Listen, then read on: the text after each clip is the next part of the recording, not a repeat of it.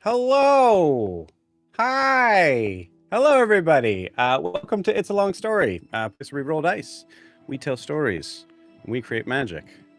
What am I doing? No idea. It's a weird thing. Hate that.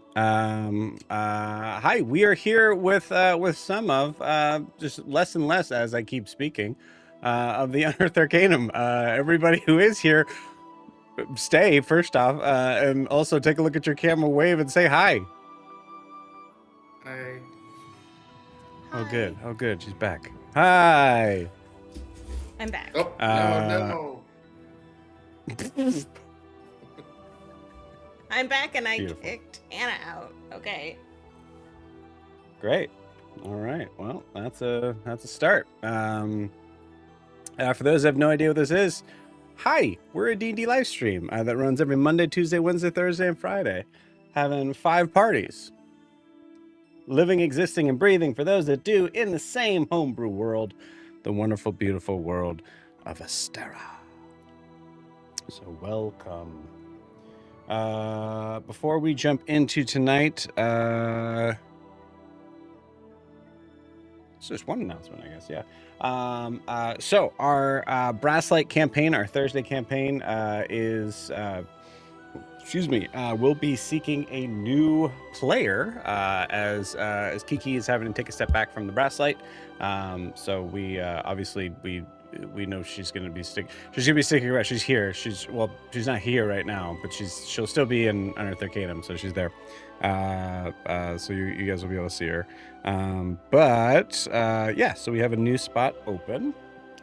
We are already kind of in some conversations with some people. But if you are interested in joining our Thursday campaign and joining this ragtag group of Funyuns, you can find out some more information by going to startplaying.games/GM/it's-a-long-story. That's us. That's this. So please feel free to check that out. And just make sure you message me before you have to click. Actually, I'd prefer if you didn't click like, yeah, I'm in. Message me first. Let's have a little chit chat. Just make sure that we're a good fit. So yeah, that is that. Let's see. No, I think that's okay. I'm sure I had something else. Yeah, we're gonna move forward. So we're gonna move forward into our talking about our sponsor of the year, which is Lorify. So big shout out to Lorify. What is it? It is saving my life every day. That's what it's doing. Making my job a heck of a lot easier, especially in my brain head. Because I use it to be able to kind of make the new session images, to be able to get the quotes that I need, all that good stuff. So it's very, very useful for that. What is it? It's an AI note-taking tool. So if you are recording a session, whether that is in person or like this, you can take that recording, plug it into Lorify, and bam, like Emerald Lagasse, you get a session summary right away. Well, pretty much right away. Pretty dang close to right away. A few minutes. That has the general idea of everything that happened in your session. And then you can go further into that if you need to look at the NPCs, environments, all that good stuff of things that you may have heard but then forgot to write down or whatever. So it's a beautiful and awesome resource for that. They also are continuing to add stuff on. They're working on doing a more expanded version for the summary stuff. So I know that's kind of in the works right now. There's Discord integration. It's awesome. Super cool. And you can edit it because, the chances are that there's no AI in the world that's going to know your main PC Tatafanalan.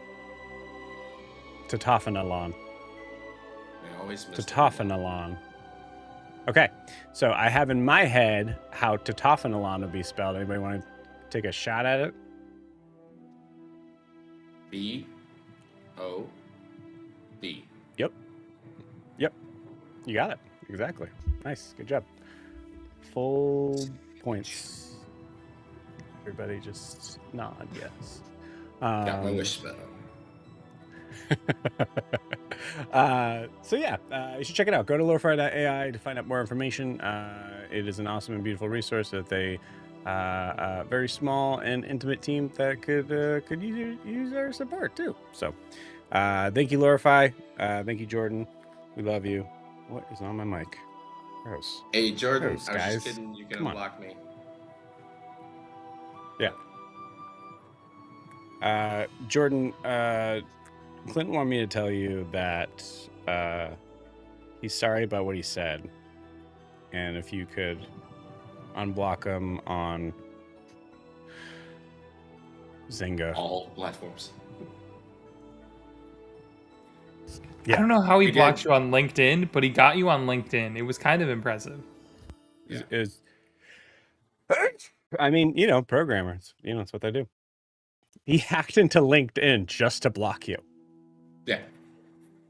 You know what? Worthy use of your hacker skills, Jordan.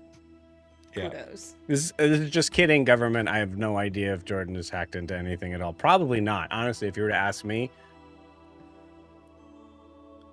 Are you asking me? I need a lawyer. That's it. So yeah, thank you, Lorify. Let's move on to anything else.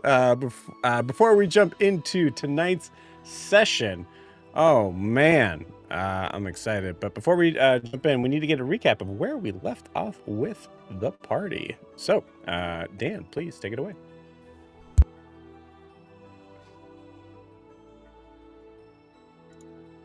Cannot hear you. You can keep talking. We still can't hear you.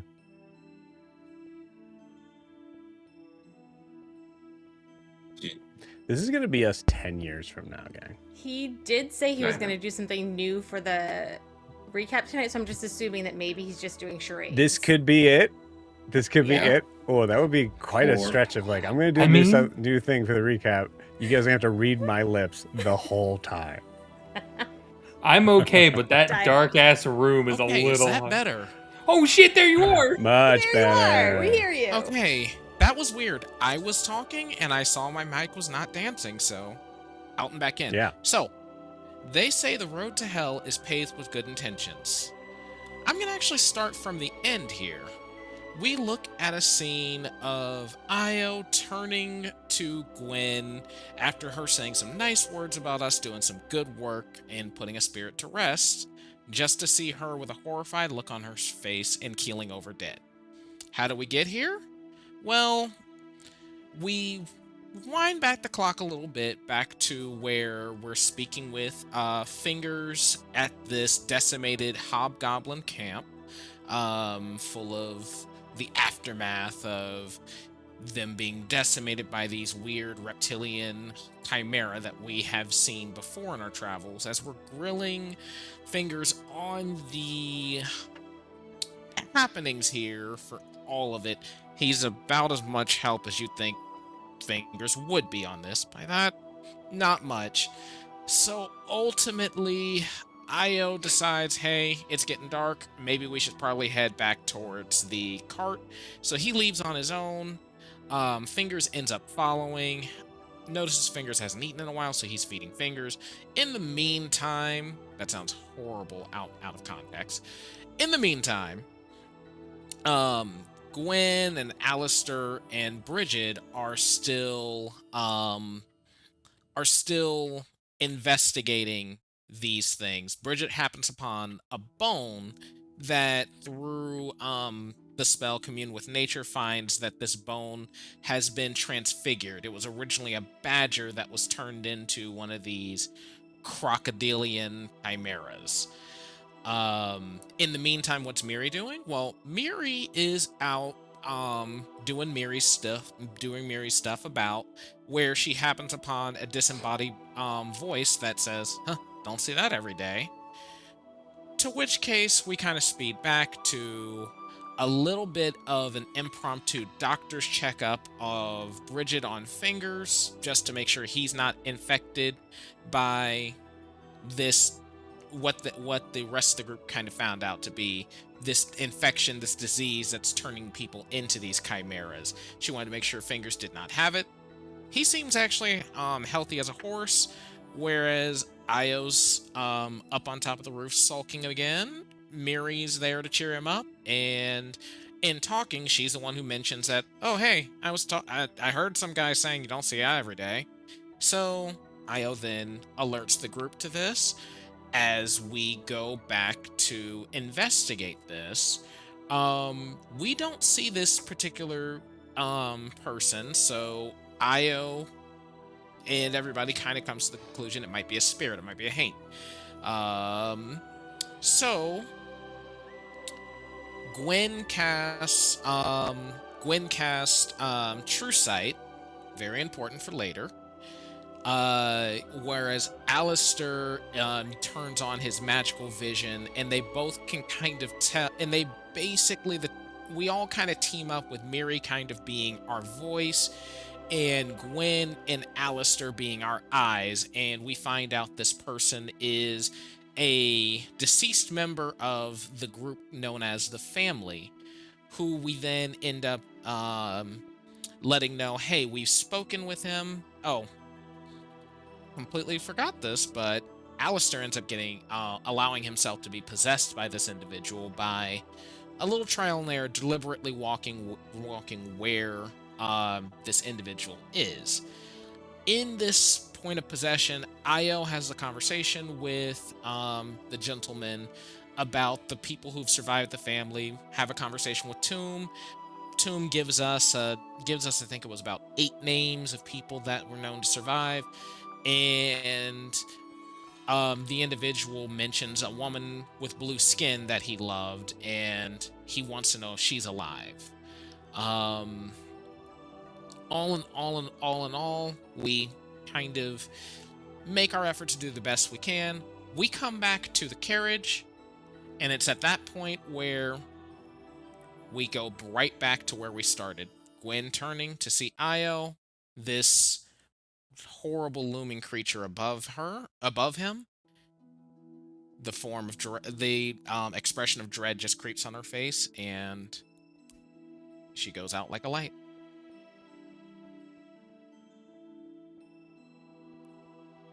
All right. Very nice. Cool. Thank you, Dan. Appreciate that that recap. Please words together. I gotcha. Yes, Robert joining us for some shenaniganry. Oh, hey, what's up, Ralph? Shenaniganry. Shenanigan. Did I have a stroke? What's happening? Do you smell burnt toast? Is one inside of I your don't think face so. starting to Important. sag? Are you starting to don't think slur your so. words? Yes, Nope. When was the last time you took your meds? this morning. Is that when you're supposed to? Yeah, Also, what was the none last of time your- you were None of your supposed to- damn business. This morning. Then you're probably fine. I'd take my meds. Good. Good. Great. 'Cause I don't want to have to come over there. Dan, take that point of inspiration, please. Anything else to add, friends? Anything at all? Which is good, Dan. It was good. Beautiful. All right. Awesome. Well, I think in that case, without further ado,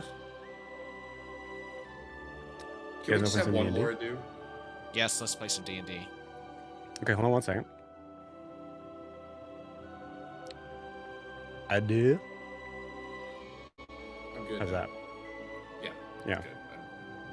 Feel better. I have been nailing the French accent on this live stream. So. Is that what Miranda told you?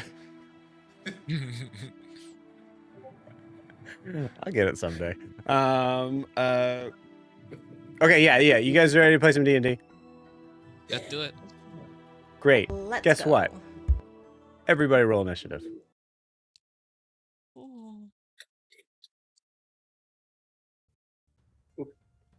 That's now right. you roll Nice. high. That's what you guys get for making fun of me.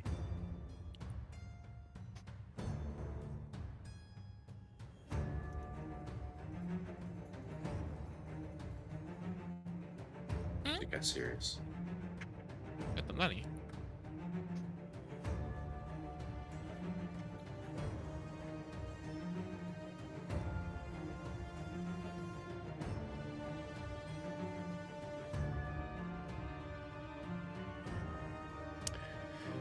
Right. So we come back in on a scene as it is in the middle of unfolding here. Our beloved Gwyn has very suddenly, full eyes rolled, back of the head, fallen down to the ground, presumably at least unconscious. The last thing that anyone knew was that Gwyn just had true sight up and just happened to be staring in Io's direction. And that's what we know. Let's begin.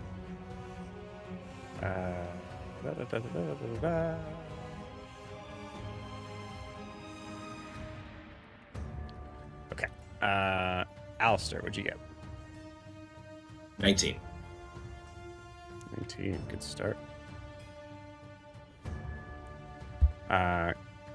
Gwyn, I got an 8, Joe. great. Useful to know. Bridget, 21. 21. Okay. Interesting. All right. Io, 20. 20. Okay, gang. Interesting. Came to play.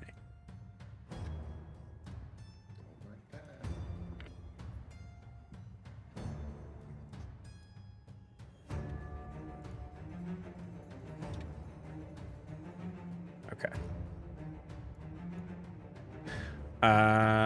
All right. Just in case it does come up, does anybody, Hannah, you're used to playing Eva, right? Do you want to play Eva again, just in case? Sure. Let me throw a. And then, Clinton, do you want to play Miri? Sure. Jesus Christ. I could also play Miri. 17. Miri's pretty easy. I just need it. Yeah, I'm just gonna pull it up. Cool. 17 on Eva.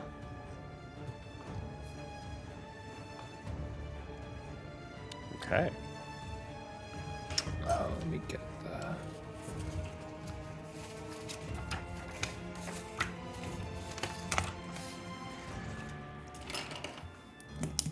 Oh, I can't pull it up. Wait, can't. No. No, I think hers her is sheet hidden. is private. Yeah, her sheet has been hidden forever. Oh, I don't think that was on purpose.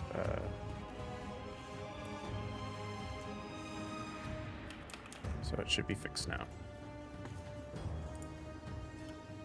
If it was, Rachel, I am so sorry.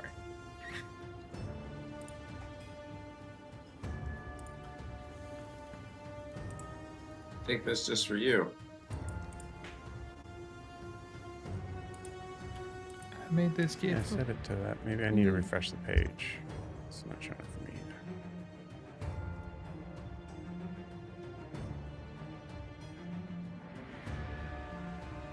Okay.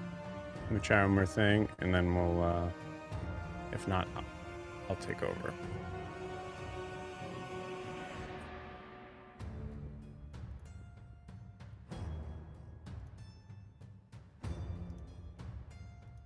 There we go.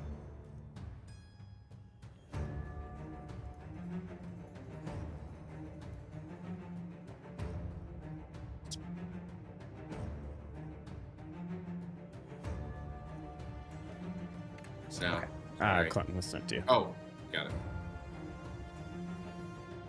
Alrighty. sweet. So we'll get that that initiative of Miri here in a second, but we got Eva at 17. Miri's also 17. Okay. Oh, she has advantage. Hold on. Yeah, 17. 17.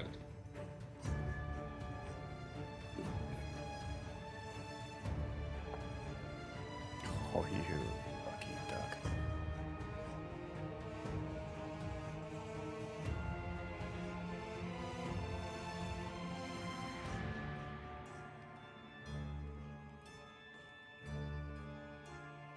Okay, cool. Bridget, you are up first. So you see Gwyn immediately go down. There is a moment where everybody's sort of looking around, trying to figure out what happened. Bridget, what do you do? Yeah, she's gonna run to Gwyn's side. Actually, sorry, give you a little bit of, go ahead and give me a perception check. Cool. Does passive 25 do anything crazy, or you want me to roll it? I'd say you're using your active here, considering the situation. That's fine. It was a 29. Ask me. Yes, thank you. It's gonna be an interesting one, gang. I'm sorry, I gotta switch my headphones out because someone. I have these headphones that don't charge unless the cover is down, which is really fun. Okay, I didn't hear anything anybody has said in the past 10 seconds. 29. 29 perception check? See. Yeah. Fuck. Okay, cool.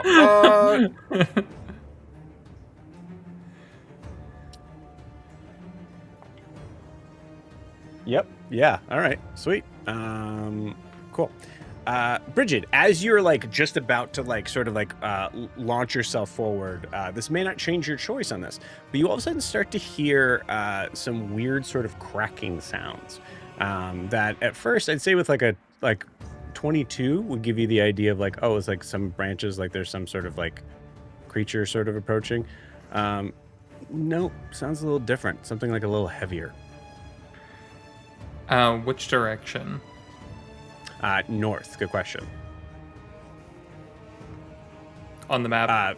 Up? North on the map. Yep.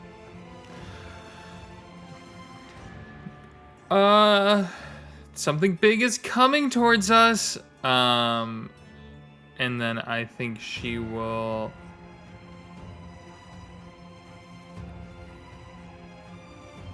Yeah, I think she'll move...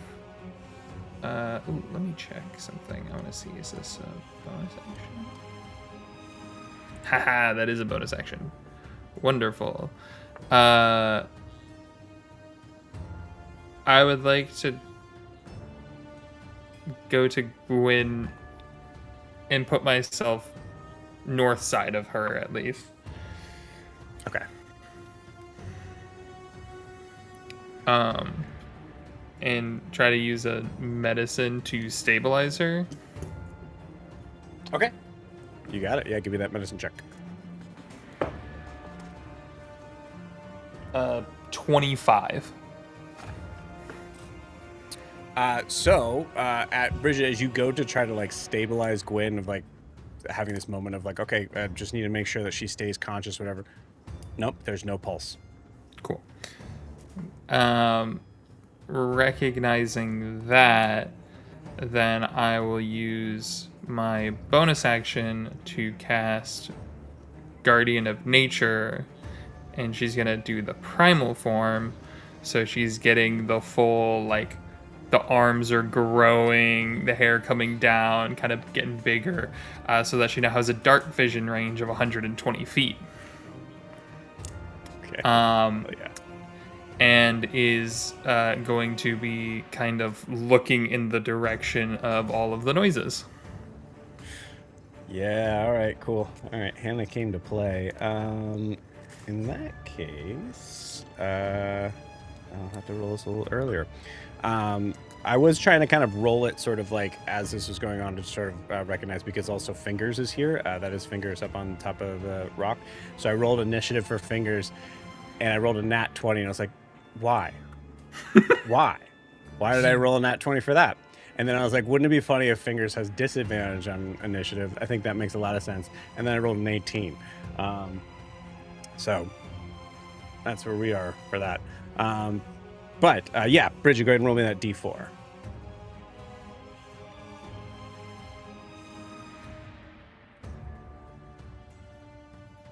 Fingers has spent his entire life waiting to be kicked, so I think he's got pretty good. I rolled a 1. Okay. Cool. So far,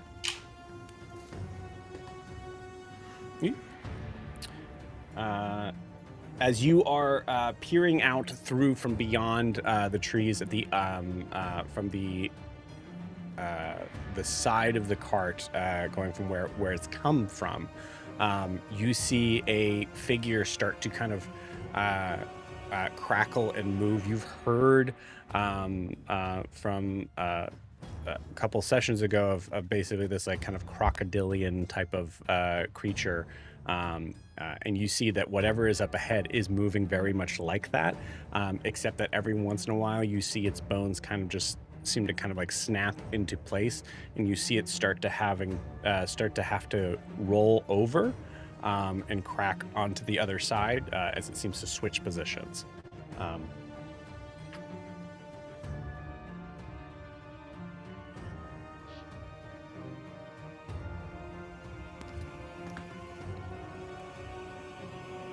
The creatures are coming. Actually, wait. Let me do it right. The creatures are coming.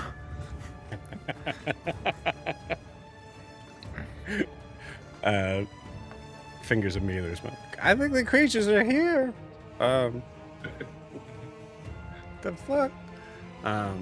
Cool. Anything else on Bridget's turn? All right. That's sweet. me. Io, you are up. The last thing that you knew from Gwyn was that you and Gwyn were having a conversation, and then you did see Gwyn just kind of look up above you and then just drop. Yeah, Io's voice is cracking as he's saying this. It's like, no, no, no, no, no, no, no, no, no, no, no, no, no. Gwyn, you, Bridget, keep her safe. I'll defend y'all with my life. As he floats into the air, and you just see three eyes on his face glow bright pink, as well as the eyes on his arm also glow bright pink. And as he does the motion to like come up, you see Everett's black tentacles shoot up all around that creature ahead of us. Sweet. What's the range on that bad boy? That is 90 feet. I can place it 90 feet away, and it's a 20-foot cube. Or 20-foot square, not cube, because the distinction matters. Got it. And yeah, you just see these black tentacles with bright pink suction cups erupt from there. And you know what?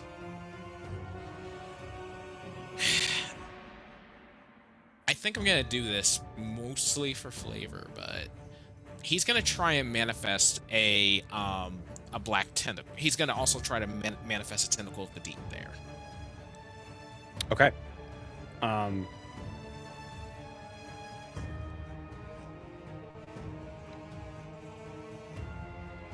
Your call, but I would say that nothing happens, yeah? Yeah. Yeah. So I'll go ahead and describe it to me. At this point, there's no roll for this. This is a full failure as you try to kind of like summon something out that doesn't seem to appear out. What is Io's reaction to that?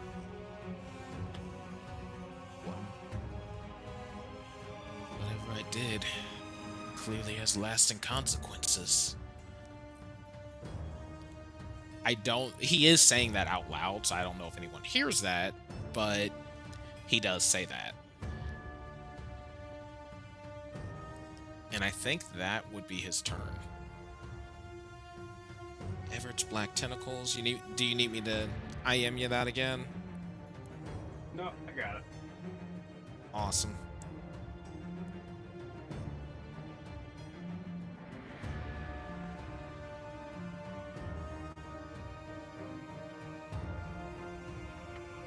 Okay.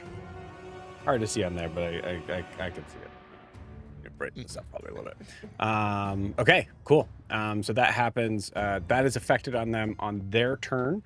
But beautiful. Yeah, you send that out. Does that end Io's turn?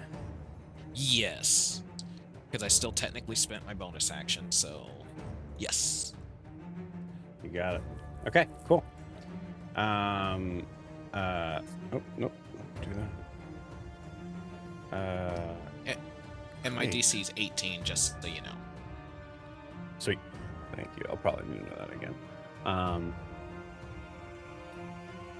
Alistair, you're up. Yeah, so we did agree. Alistair saw the magic, but Having trouble hearing you. I Sounds like you're can't talk away any from the louder. mic. All right. Although I only have one earbud in, so that could be that. I will just try and speak louder. Cool. So I did see where the magic came from. I just did not see who it came from.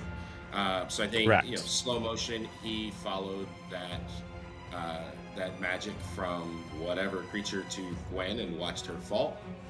So I think even as she is right as she's about to hit the ground, Alistair is right there to catch her.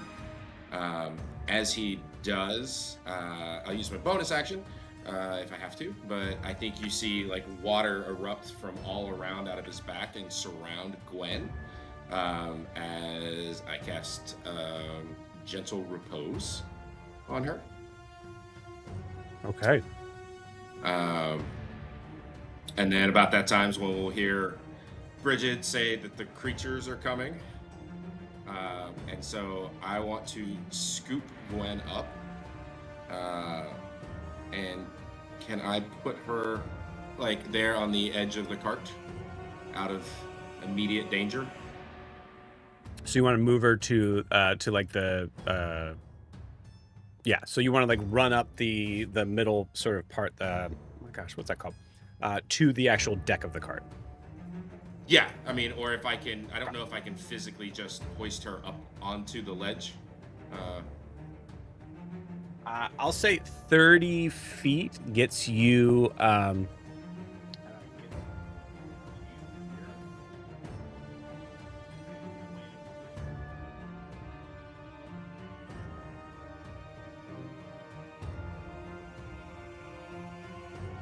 Yeah, that's perfect. Cool. And then I'll just, I mean, I don't think Alistair has said anything during this moment. And then probably hears Io and just kind of glances up at him and then looks back down at Bridget and readies himself.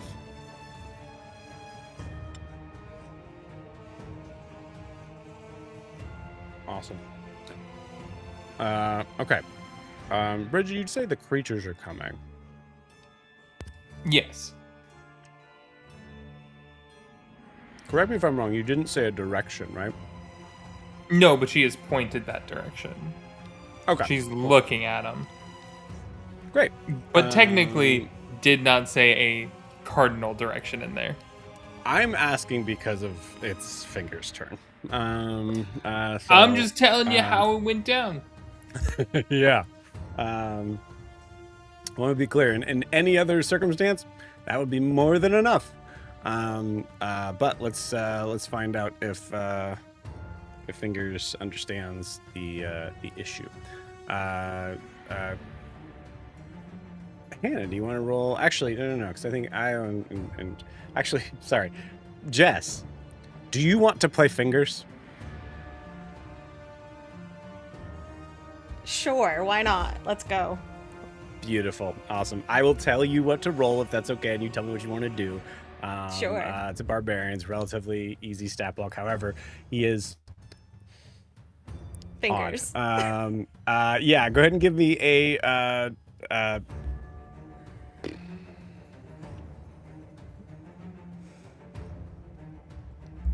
I'd say perception check. Perception would be a little bit better.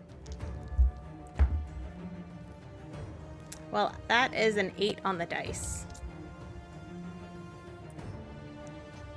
Awesome. Okay, cool. Fingers. Go ahead and roll me a D. You know what? Okay, I will say this because we'll let Jess kind of handle fingers for a second. 8 is enough to know that there is danger, but no idea where. So, Jess, if you have an idea on what and Yeah, I mean, Fingers would What probably be Fingers looking does? to the trees for the elf Mhm. that he's supposed to be looking out for. So that's Absolutely. where his attention is up in the trees, looking for that. do you think that elf? in his mind he's thinking, okay, time to get higher? Yes, absolutely, he is. Beautiful. Yep. Okay, cool. So in that case, I would say there I think I see him. There Can't do his is voice a like you. couple options. There are a couple options there. There's a tree to the left that would be the closest, however, probably a little bit more complicated. Or there's the cart itself to try to get on top of.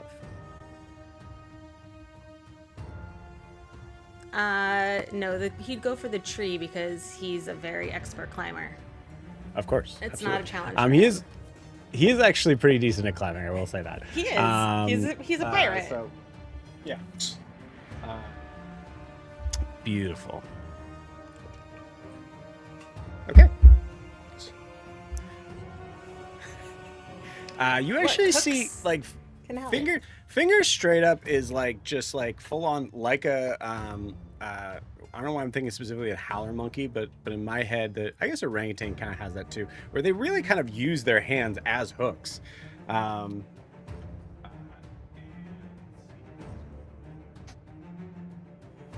Hey Joe, we've never established. Are they just straight up hooks, or are they like hooks that he can like open and close too? Oh, good question. They are just hooks. The first one. Incredible. Like a sloth. Okay, so this is going to seem, maybe a little silly to some of our viewers, but you don't know fingers like we do. Okay, so why don't you just relax as I zoom in real Rob. close. Rob. There's Fingers. He's in the tree. Fingers is the main character of all of Astera. Yes. Yep, there he is. So, He's from looking the 13th. entirely wrong direction from 13th. But he's there. He's still in play. So that's a good start. Beautiful. That is the end of Fingers' turn. I would say we'll see if that being higher up gives him a better perception next time. Or if he's even going to need it. Eva, it is your turn. And then, technically Eva and Mary. So either one of you guys. Okay. Go for it. Mary, cool. So Mary's like, finally get to hit something. Where were they? Very far and north. then- No, it's like her. She's asking Bridget, which way? Mm-hmm. Points in the direction that they are. Cool. I've never got to be a jackalope before. Miri is gonna run up the tongue of the wagon. That's the word we're looking for. The wagon tongue. Jump up over Alistair onto the top, and then bounce off of that over to that tree. And at that point, can she see the thingy? The gator? I'm going to say give me an athletics check. Got it.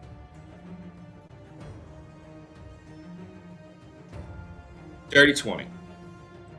Dirty 20. Okay, cool. Yeah, all those things happen. Yeah,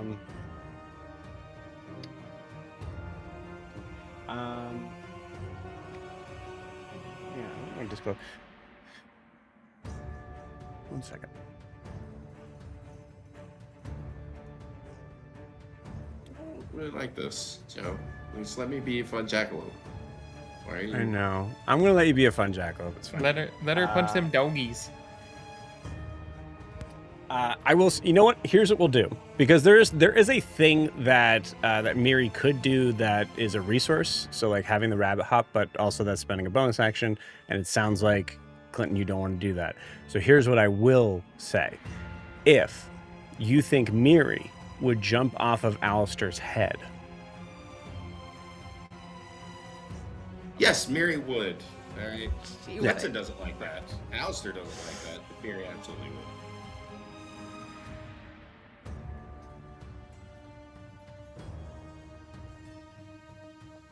so that is 35 feet. Okay. And from there, definitely has eyes on this thing, but it's still a ways away. All right. I'd say about. You're not a doggy. And then because 25 it's feet not a away. doggy, or that. Because it's not a doggy, Mary's gonna. It's not a reach. doggy. She was hoping it was gonna be a doggy. Now I get to do wild magic, right? You do, and you get to use the D100. What's the? Oh, so it's just a 6, right? 00. I don't ever roll it. It's just a 6, man. Why couldn't that be a divine intervention? Hold, please. Because she's not a cleric. She's a cool barbarian. She is a cool barbarian. Her mom is a god. With a lowercase g. Joe's having a crash out up there, and we're just like, "Hey, Joe, we'll give you a minute." Want to know? Okay. So here's what you see. Clinton, as you're using Miri, you see Miri. You're not a doggy, and you see Miri kind of like takes to the air, and then kind of just spins around to facing upwards, and then just kind of lays there floating and goes to sleep. You fall unconscious for 1 round and begin floating 5 feet in the air, spinning slowly like a forgotten dream drifting through sleep. You wake up at the start of your next turn. Okay.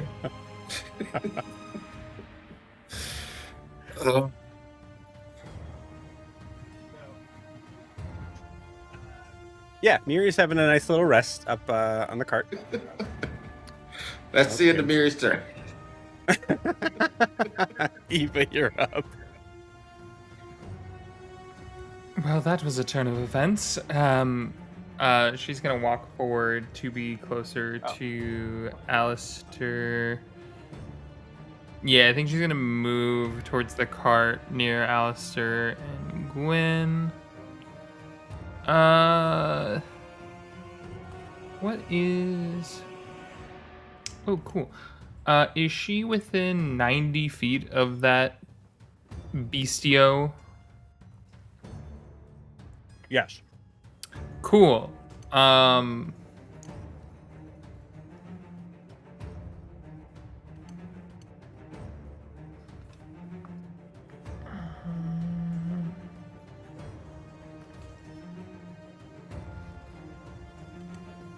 Oh, yeah, a little bit.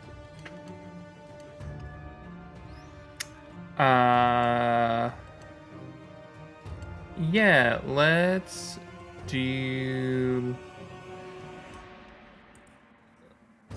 do Psychic Lance.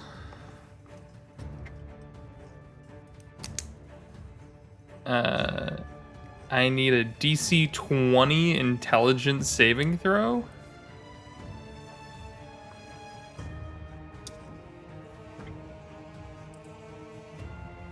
As a fail? Yeah, that hits. Cool. It takes 26 psychic damage and is incapacitated until the start of Eva's next turn.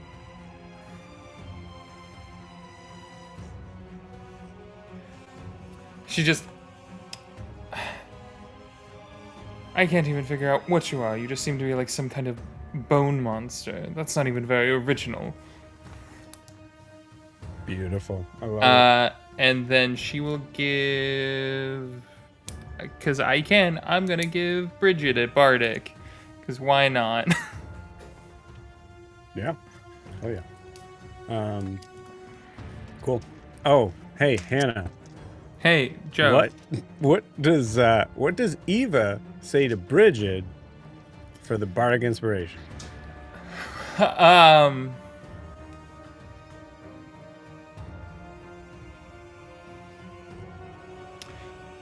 You have extremely capable hands in a situation like this. And Bridget is in like full monster form situation. Just... Oh. Beautiful. I was going to ask, my next question was going to be, what is Bridget's response? And you just already did it. That's great. Beautiful. Thank you. It's the DM brain. Like... Yeah. You got it. Awesome. Okay, cool. So that ends Eva's turn. That was a massive hit for this creature who is incapacitated. So that means at the beginning of their turn, they are unable to roll against the restrained condition. So they're immediately going to be restrained as well. So I'll go ahead and give me that 3d6. Or d8. It might be whichever one it is. D6 is what I got. Those clickety clacks. You're muted on EV Mux now.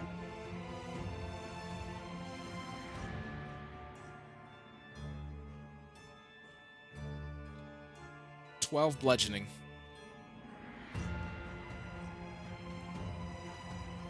Okay. Did you hear me? Yes. Okay.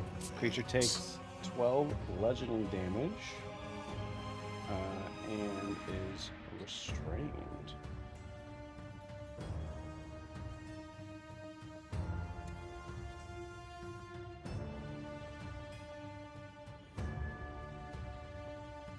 There you are.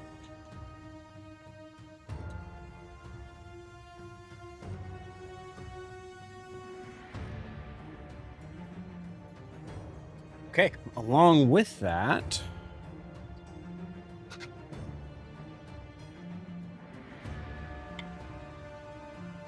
three more appear.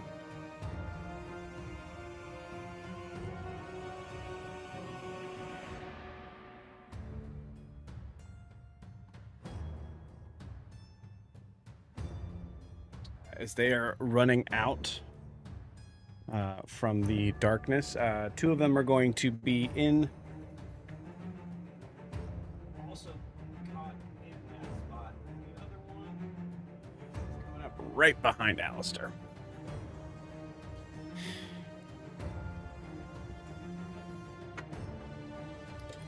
Okay. Dex save 18.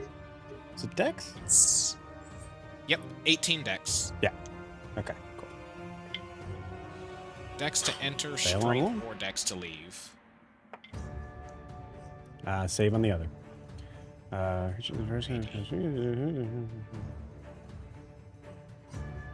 Okay, cool. So one of them is able to move through, and the other one is caught.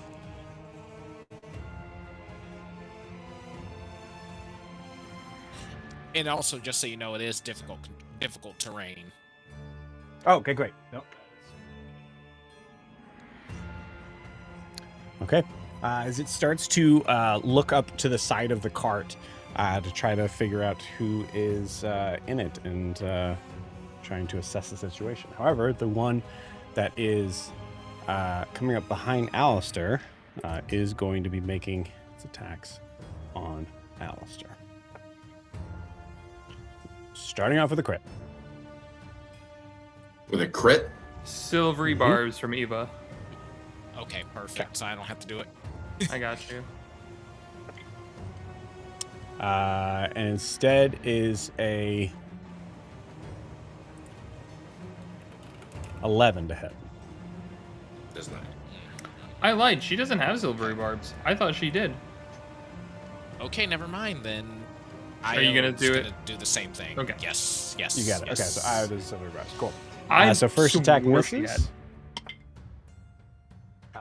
Second attack is a 19 to hit 19 for does it. Alistair. Okay. 19 does it. All right. Alistair, give me a Constitution saving throw, please. Don't like the sound. 17. 17 is a save. As the creature manages to nick your body, but doesn't get any major arteries. And I just realized I forgot, you don't know your HP. I don't. Okay. You guys see Alistair get hit.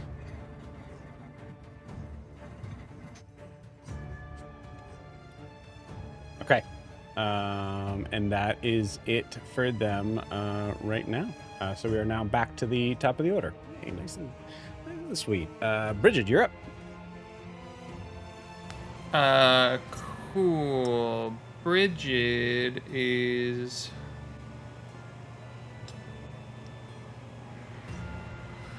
Oh, also, Gwyn, you can count 1, please. Just remember that number.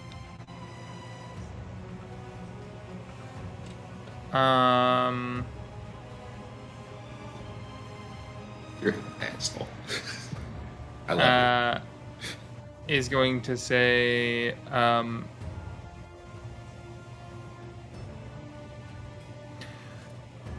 I think there's a moment where like she's like thinking about it, and then she just goes, "Alistair, I can revive her.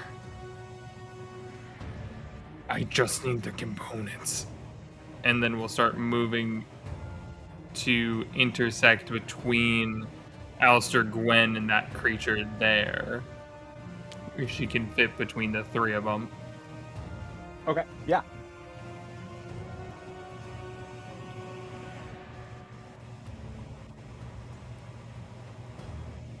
Here's what I'll say for this. No, actually, no. The count is the same as the square going up. Yeah.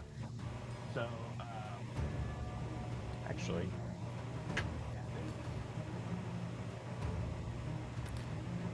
Oh, it. No.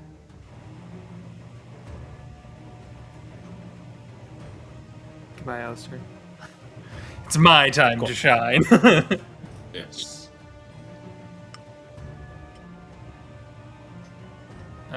I think he just looks at you, panicked. Like, his eyes are darting all over the place. I think seeing that, she'll kind of like set like a paw, like we'll kind of like put her hand to his chest for a moment, and then we'll just go breathe. And then realize you have no heartbeat and really confused for a second. Yes. And then we'll use her bonus action to do her Halo of Spores to gain her 48 temp HP. So tanky. I designed her that way.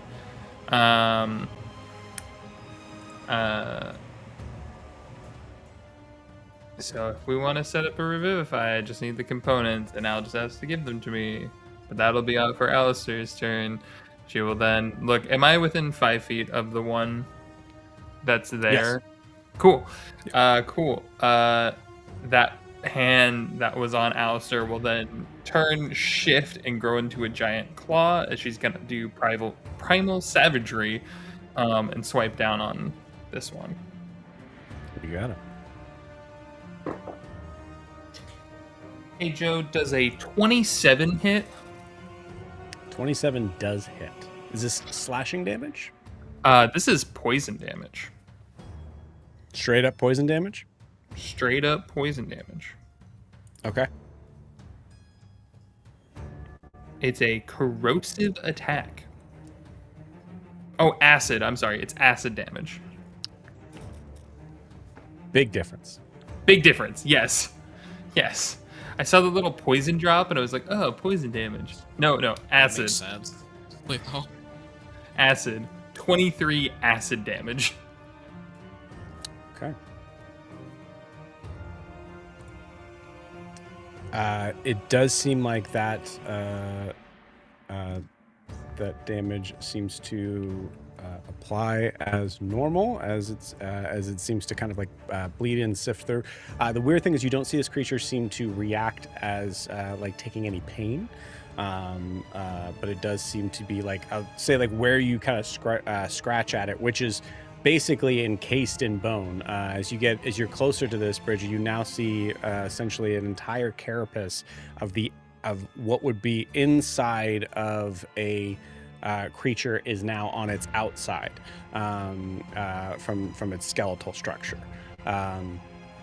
As just a stack of ribs seem to be kind of blocking around most of this creature's body. It does seem like it's a little bit smaller because of that. Also, you notice because you're close up enough, and you've dark vision on this. This one is green with black hair.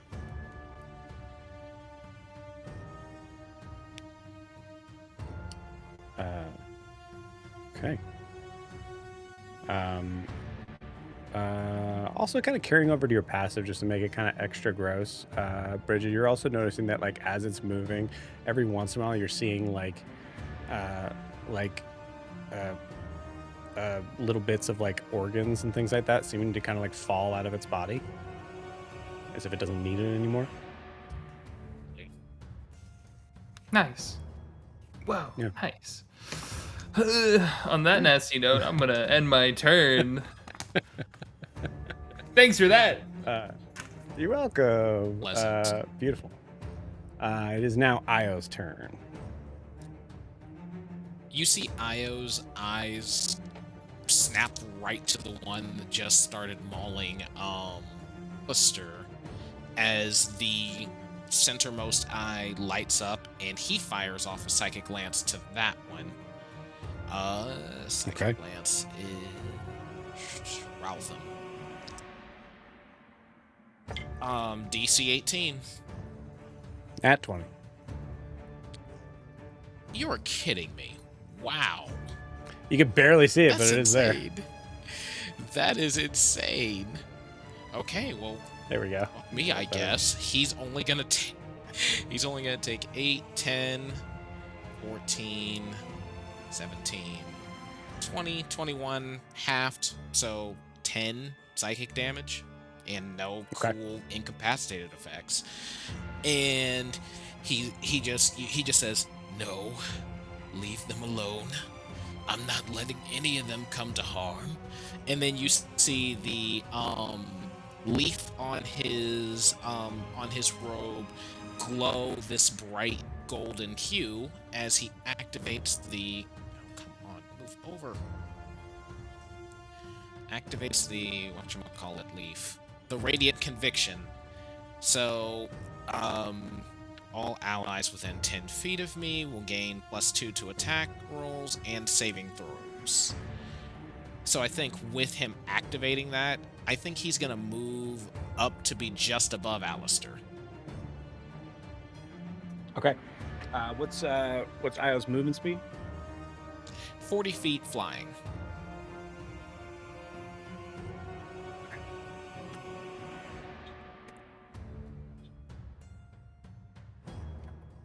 Oh, I broke everything. And I killed everybody. You killed everybody. Seems like your MO.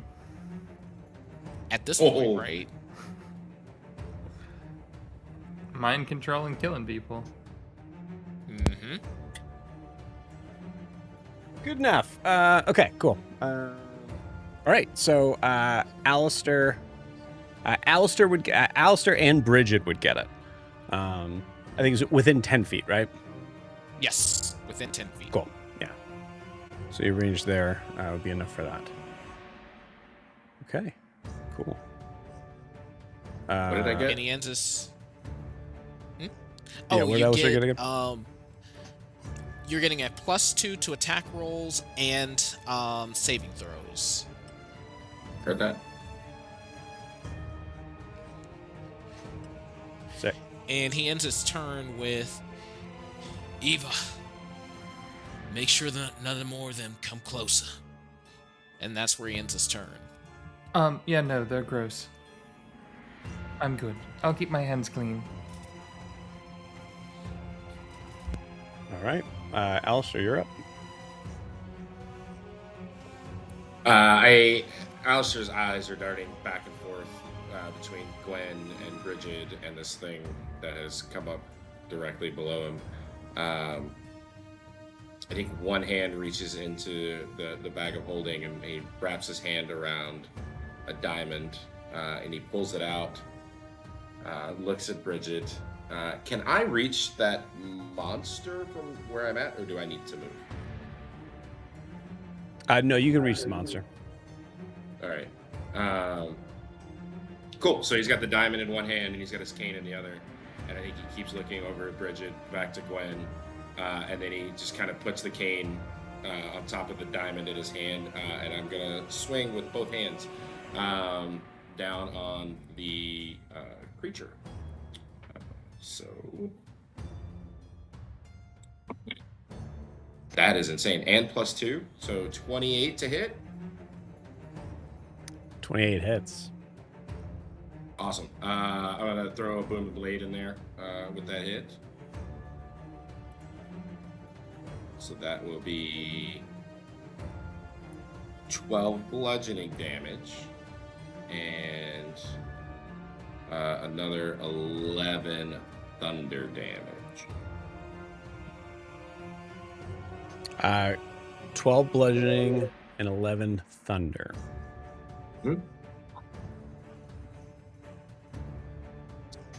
Okay, cool. Yeah, you're good. And as he comes, as he like goes all the way through with the swing with the cane, he looks back at Bridget again, and he opens his hand up and looks at the diamond, looks down at Gwyn.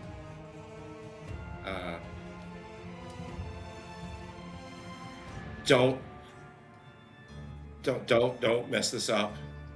And I'm gonna toss it down on the floor right next to Gwyn, and then turn my back on both of them to face the creature. Okay. You got it. I would also say at this point, Alistair probably has tears coming down his face. Yeah. Look of confusion. I think Bridget, a lot of this is also kind of amassed with this like this, I would say probably this massive tear across Alistair's chest from that attack that he took. That he seems to be facing the creature right on with it, not blocking or clutching anything. Okay. For an entirely different moment, it is now Finger's turn.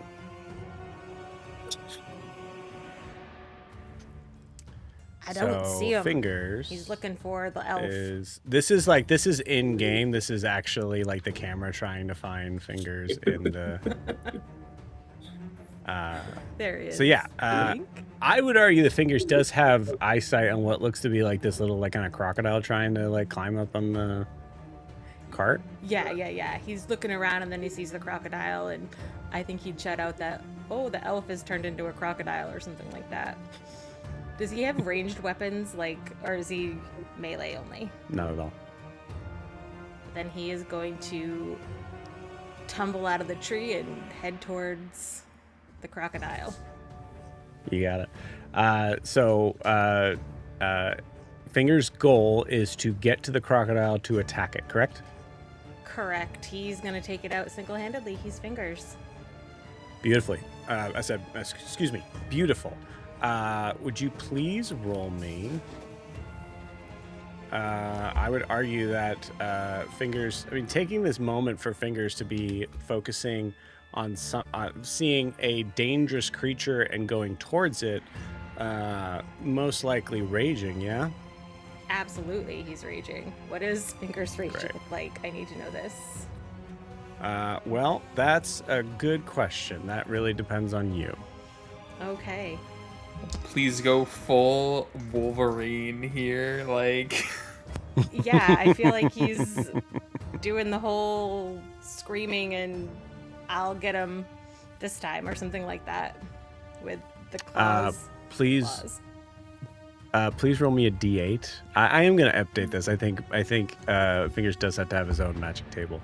But Got for an now. 8 on that D8. Oh shit. Okay, cool. Interesting.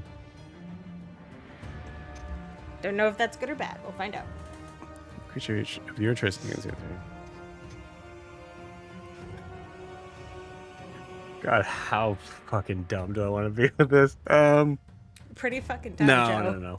Yeah, no. I don't want to. He shouldn't be hurting you guys. That's the thing. That's I think where my That's a good line. Jess, roll me a d20 for Fingers. As he rages to fall out of the tree, he's going to take bludgeoning damage from falling out of the tree, but that he doesn't take movement for that, so therefore he can move after that. And also, the damage he's going to take is halved. He rolled a 14.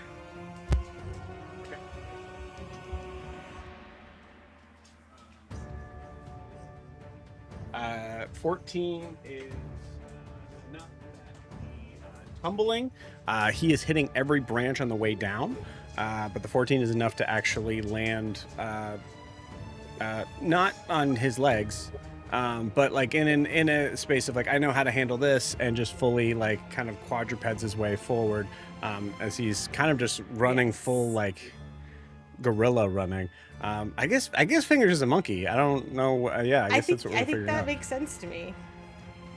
As he's doing so,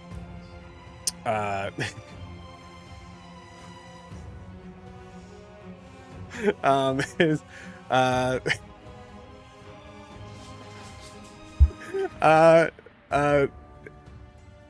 Dan, name me a woodland creature. Stoat. A what? A stoat. Oh, a stoat. Okay, it's cool. a weasel. Yeah, I know. I can't hear you. Break it up.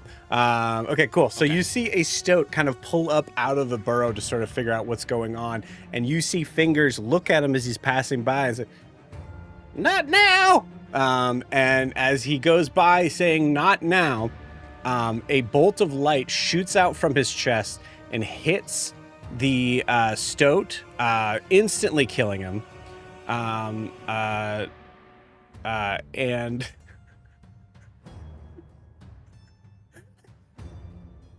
that's it. He's gonna continue to move forward.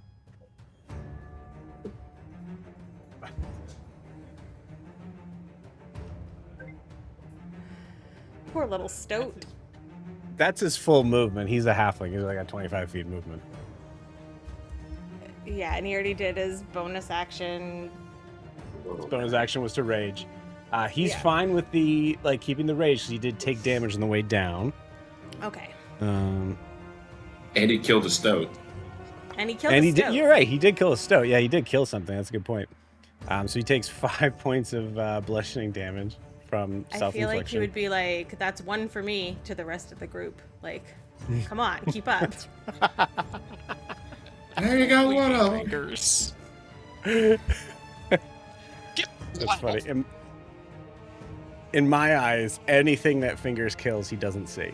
But That I makes like it that even too. That's good. funnier. Okay. Yeah. Cool. It is now Miri's turn as Miri wakes up from a light nap. Not now, Mom. And then Miri is going to jump as high as Miri can from a standing position and come straight down on top of that one right below her. Swinging Okay. that hammer. Would you like to use that rabbit? So rage is still up. Yep. You're not losing rage for this. So rage is still up. That's it. That's all it does is what it did. But if you'd like to use the rabbit hop for that bonus action, there's an extra 20 feet up to come down. And I get to add damage. Yes. Yes. Yeah, that's Miri is so excited to actually hit something because you guys keep fixing all the problems before Miri can hit anything. It's true. This is the first time she's had in a while, I think. Beautiful. That's 22. Oh, sorry. No, I was gonna say, Miri first just has to find an area on this bag that is a little bit more buoyant, finds it, and then just goes straight up in the air, comes down. We can do the attack roll first, but also we're gonna add fall damage to this that they're gonna split. Yeah, so I think when Miri jumps, it's full anime / Looney Tunes where she goes really high up in the air. You see her kind of just stretch, do a little forward, little flip in the air, and then come straight down with the hammer out of nowhere. I don't know where she pulled it from. Comes up over her head and slams it straight down on the head of this thing. And that is a 22 to hit. Which 22 will hit. Hits. All right. D6 plus 5. So that's a 5. That's 11. That's 11. No, it's 2d6. Sorry. Let's do 5 plus 6. Yeah, it's still 11. You know. Okay. And then did you add the +3 from the raging? I did not. So 15. 15? No, 14. Okay, cool. 14. It's 14. 14. 14, did she just do it again? Yes, she has to do that again. Also, this first one needs to make a con save. I believe the DC's 10. Yes. Or else it goes to sleep. It's a 19 on the die. Yeah, so the first swing comes down, hits it on the head. And she brings the hammer up and kind of sits it on her shoulder and goes, "Go to sleep!" And then swings the other way and hits it right across the face. Maybe. Is it an 18 hit? 18 just hits. Great.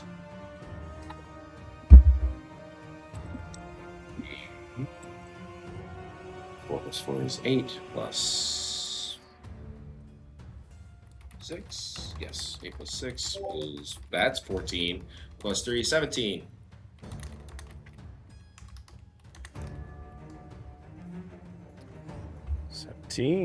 Okay.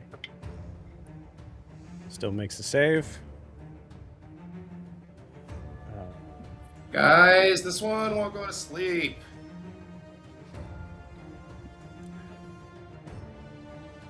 Keep working on it. Cool. Sweet. Oh, also, give me a dex saving throw to see if Miri lands on her feet. She's advantage. 'Cause she's a barbarian. 15. Yep, 15. Will land on her feet, and then our damage. So that's card itself's 10.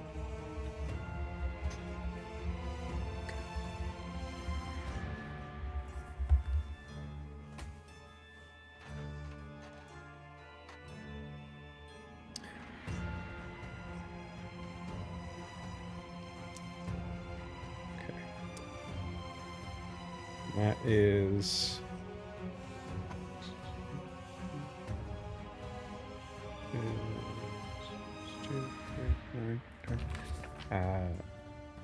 10 points of damage, halved to 5 for the creature, and then halved again for Mirror, just 2 points to Mary. Oh. Heard that. Can you adjust Miri's Yes. hit points? Great. I can't, but I will keep track of it. Okay, great. Thank you. Alrighty. Okay, cool. That was Miri. It is now Eva's turn.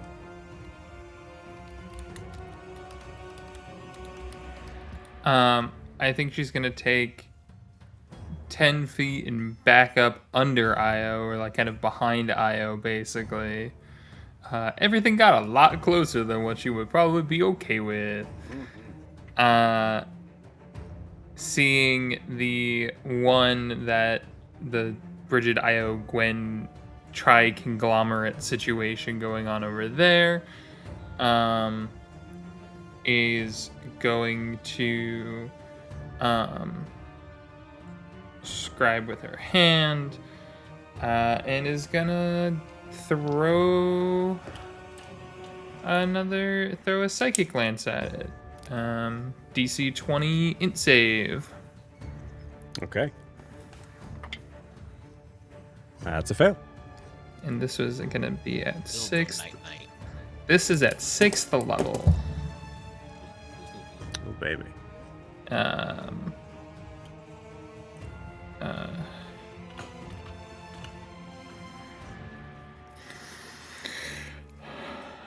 Ooh, okay roll.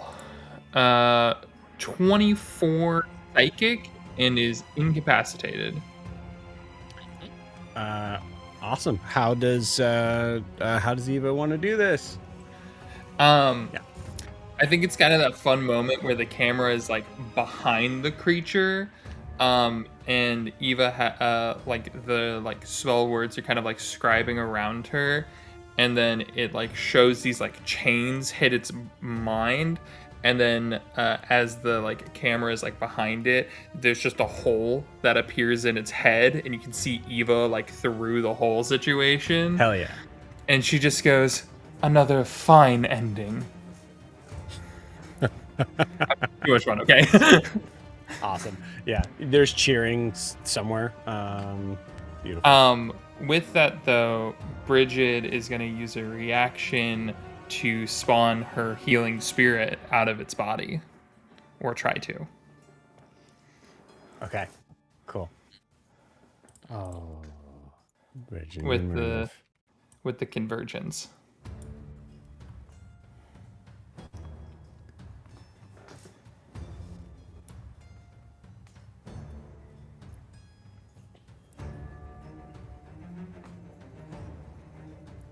Do I get my fungi spirit? Did we put this on your sheet? It's in the notes. In the notes? Okay, cool. Thank you. Yes.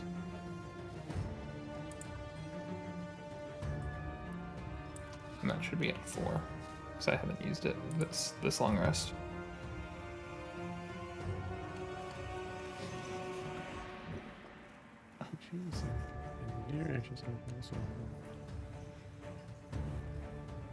Interesting. Yeah, I would say yeah. This works for sure.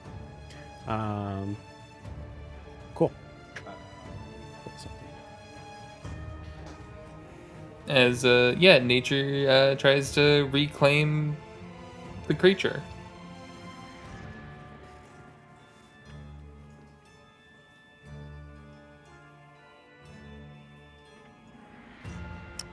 Cool. As nature trying to reclaim the It just spawns a spirit near it. It doesn't actually try to reclaim it. Yeah. Okay, cool. Yeah. I would say like in the idea of like following into that concept, there is like a moment where I imagine like Bridget is kind of trying to force like decomposition here. Yeah. And there's absolutely something fighting it. There is it doesn't feel like it's similar to undead in the way of like if Bridget's ever had experience with zombies, in the idea of like them being hard to kill. Yeah, they can pop back up if they're not dealt with in a certain way. Yeah, so it kind of feels that same way. And I would say like, yeah, you have other sort of like regenerative sort of creatures like trolls and things like that, that have that sort of thing. You don't think that's necessarily what this is, but it is something that seems to fight the nature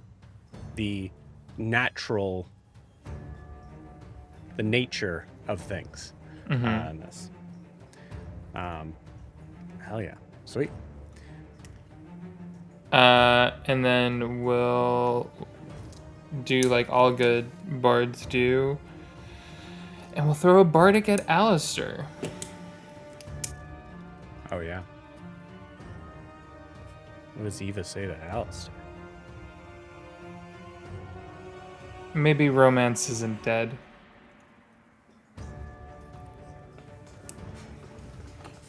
Dude. Or is it? Looks right at the camera. Raising. Beautiful. Okay, cool. Is that in Eva's turn? Yep.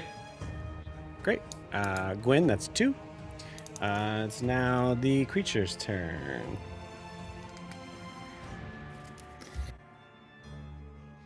We'll go from left to right here. Oh, actually, Yeah, the 2 restrainees probably want to break out of their restraints. yes. I'll roll the d4 for these. Okay.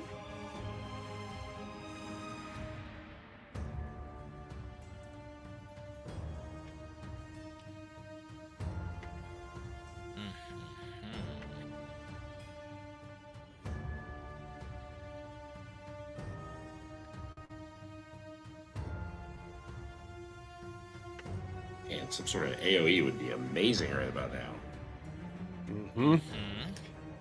Some more have come to join the party as we hear this like kind of hissing sort of sound from some of the creatures here that like from Miri's perspective, as Miri will be getting attacked here pretty soon. Very good chance that Miri doesn't disclose this information, but Miri is seeing the same type of creature. However, instead of the like green under the bones, it seems like it's a deeper red. And both creatures seem to be sporting long black hair. That looks very healthy, I should say. The hair looks healthy. Okay. The hair looks healthy, yeah.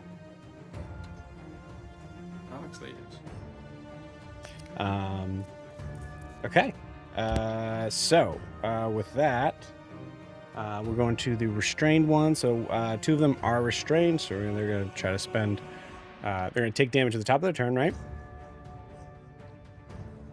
Go ahead and roll that. And then, 11 bludgeoning. Wow. Okay. One of them is still stuck, is still being attacked by those tentacles. Very nice. 11? Yep, 11. Nice. Okay, cool. All right, the second one is also going to try to get out. What is the DC on that? 18 strength or dexterity to break out. Cool. These creatures are incredibly strong. As this just got to an 18 to be able to get out.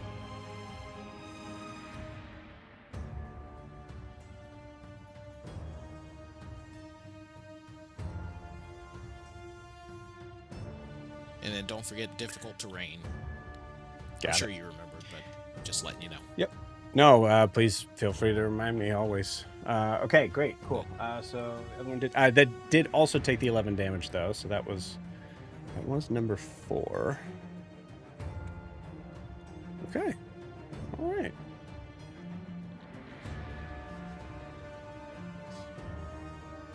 Yes. Okay.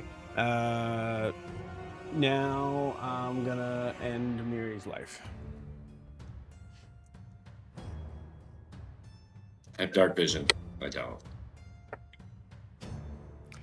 First attack is a 23 to hit. No. Yes, 23 to hit. That hits. Okay. Con save for our jackalope friend. It's a 16. That is a failure.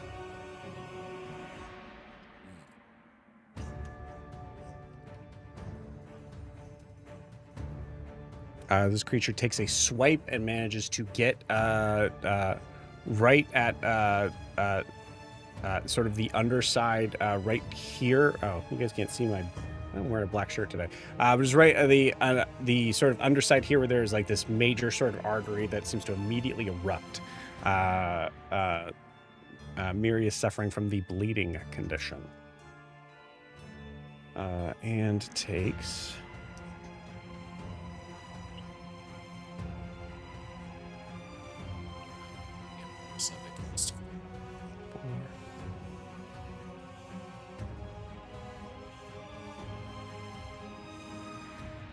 Oh, that's it. Yeah. I rolled really low. Only takes 4 points of slashing damage, halved to 2. Now we're going to get really interesting here.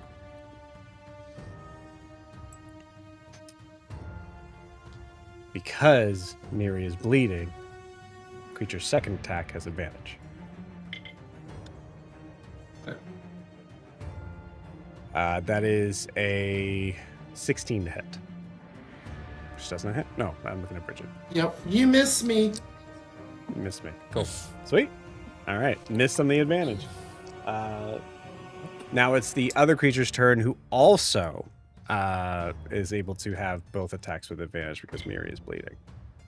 That is going to hit, I'm sure, with a 26 first. You didn't miss. And a 17. Wow, I'm rolling awful.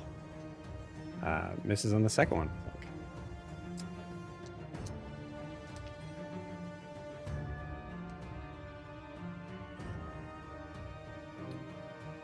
That is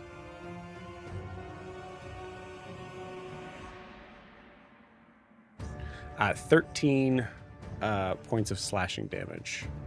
Halved to 6. Got it. Okay, so Miri's actually doing pretty good. This is Miri's wheelhouse for this. She's got help coming. Yeah, she's got more comedy, and so does Fingers.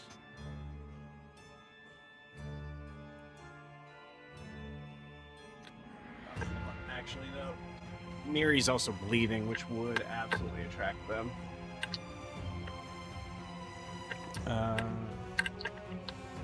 this one didn't really have. No, I did 35. Okay, cool. Yeah, so this one.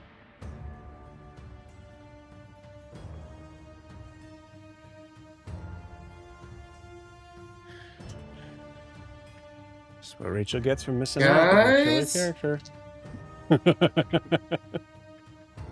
There's an 18 on the die to hit for the first attack. Second attack is going to hit. And then the other one is going to attack. Is going to hit with a 17 on the die. And the last one is a 19, which hits. It hits.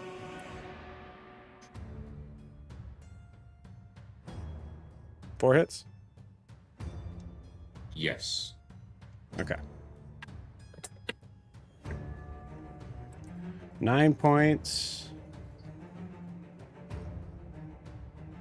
8 points. All halved. 14 points.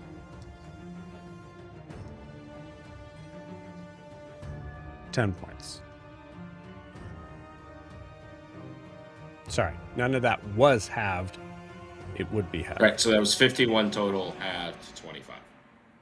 Okay, cool. That sounds about right. Great.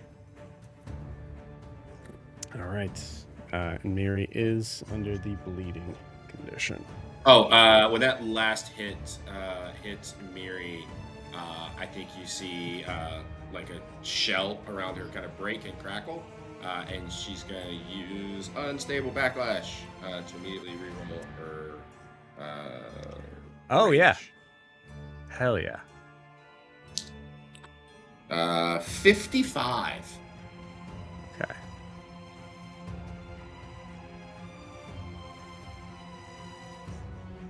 She's not going to sleep this time, at least. Dang. You did this from the last hit? Yeah. Okay, cool.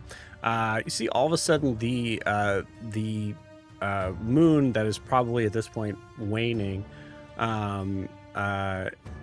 seems to kind of peek through the canopy of the trees, specifically on Miri, and you see this sort of strange kind of like cloak of light seem to kind of appear around her and lay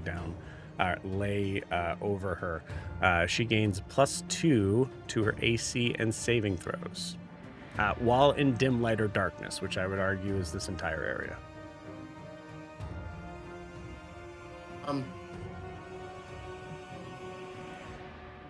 Games. I could hear you, Clinton. I just said, mom, because, her mom dreams. Gotcha.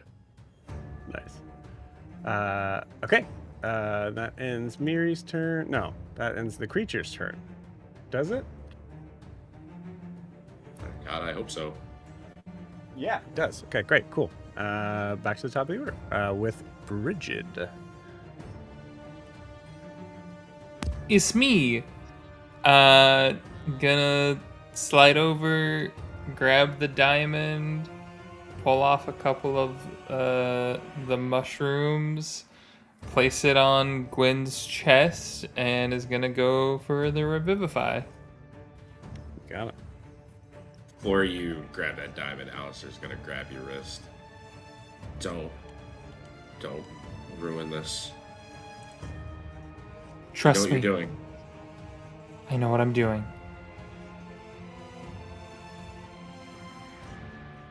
Let go of your wrist.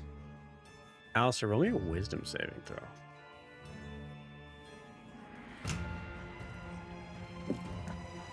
Done with that dice. That's a 6.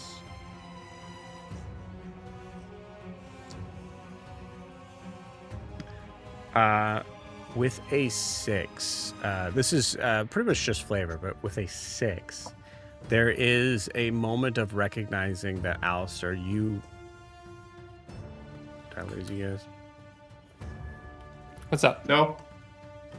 Okay, cool. That you are, you have the ability to be able to do this thing, but if you do so, there's a very good chance that this will be a different Gwyn from a different timeline. And that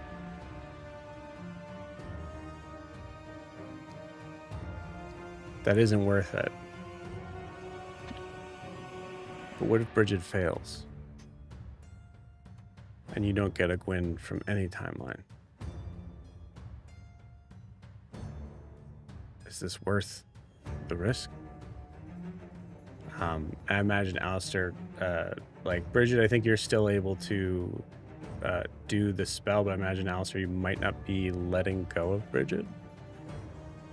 No, he's probably holding really tightly, like to the point where you're a second away from like Alistair. That hurts. Got it. Just the mumble. This is easier with 2 hands. Okay. Bridget. Roll me a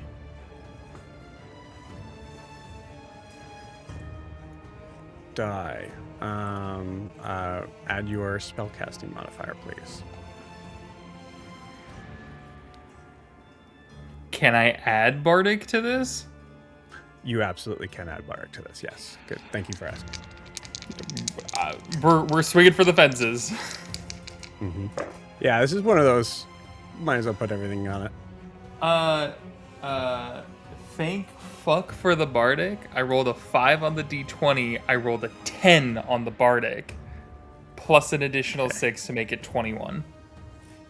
From a 5. 6, as you feel Alistair. 27. Yeah, that makes sense. Yeah, that makes a lot of sense. Mm-hmm. Okay, Casual cool. plus 22.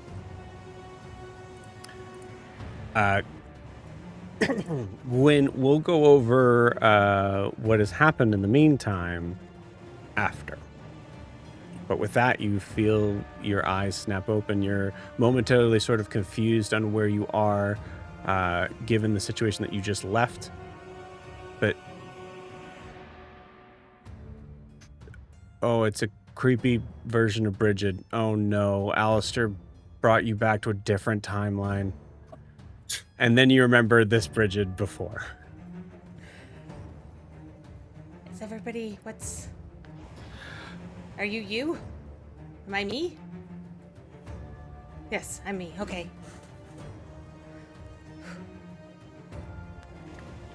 What's going on? The skeleton creatures are here.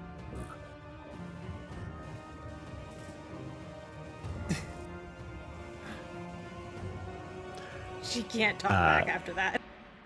Yeah, beautiful. Alistair, you also see Gwyn open her eyes. You okay? Fine. Stay here. And I think he turns to head towards Miri. You got it. Okay. Beautiful. That was Bridget's turn. Anything else, Bridget?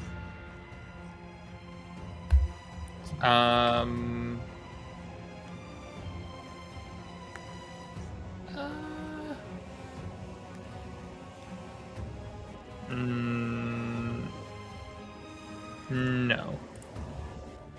Okay. Doesn't have any good bonus actions she wants to do right now, so. You got it. All right. All right. That is Io's turn. Alistair, you're on deck.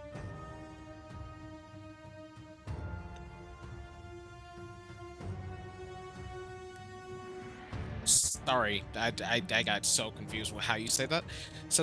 Okay, got it. All right. So what Io, I it is was your going turn. to do. Yeah, I gotcha now. So what I was going to do, I'm sure he saw this considering the fact he was up in the air. When Bridget attacked the thing with acid damage, it seemed like the acid seemed to eat through this thing like normal, like it took normal damage with that, right? Would that be a Seemed like it took reasonable- normal damage from it. Yeah, absolutely. Okay.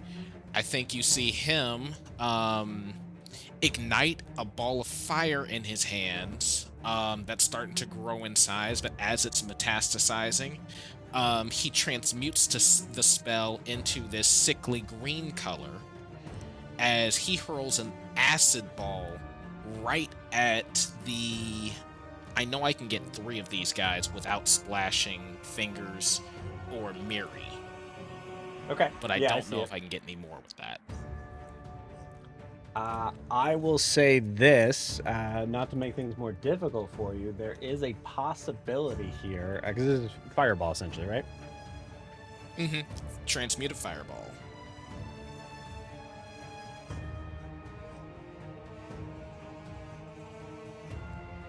Go with this at regular 3rd level.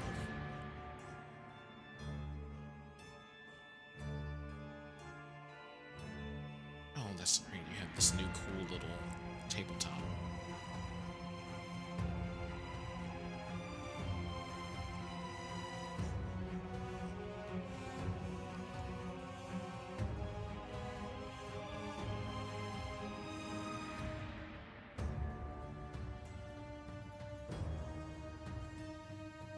What's the range of fireball again?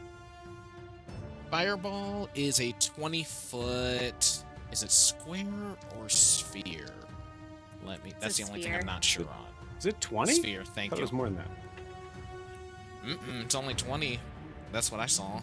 Let me look again. Yeah, 20-foot sphere. Sweet. Or 20-foot radius. 20-foot radius. Big difference. Oh, okay, yeah, I guess you're right.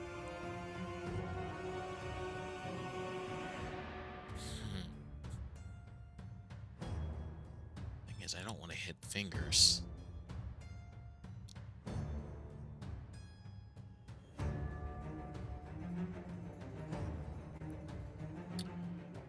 Oh man, that's so hard to see.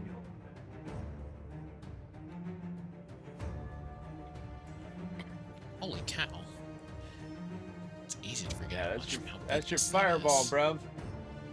Yep. So-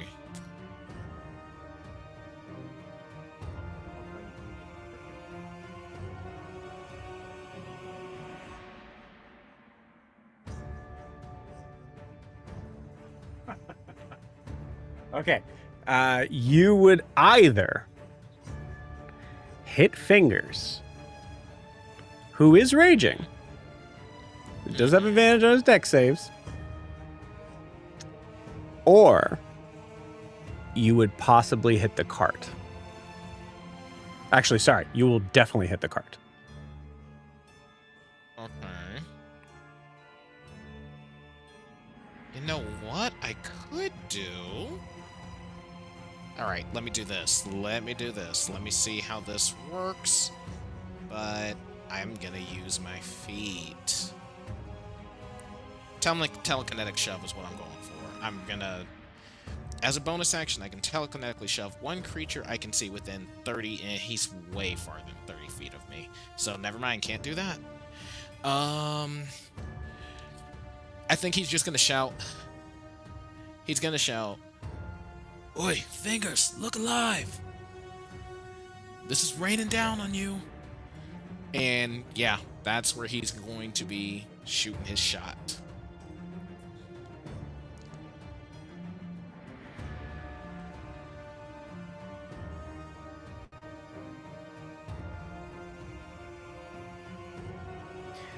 All right.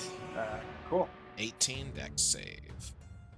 10, 15, 16. Jess, do you want to roll for Fingers? 27. 30. Fingers has surprisingly a 0 modifier index. Well, Fingers got a natural 20, so Hell yeah. Look alive, Fingers. look alive. It mattered. I'm alive. I'm alive. This isn't the first time I've had an acid ball thrown at me. Fully believe that. Oh, goddamn. All And right. yeah, he just lights these suckers up for 30 acid damage. Cool. You almost are in range to get the one at the very end, the Everett's Black Tentacle one, but it's just out of range there. Gotcha. So yeah, go ahead and roll damage. I'll roll saves for the. It's 30.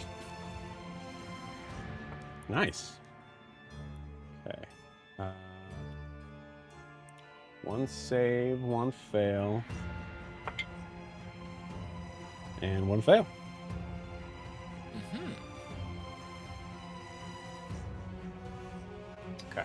So we'll say the one that has not gotten one yet is one that saves. So they got a 15. The rest took 30. Mm-hmm. That's correct. 30 is correct.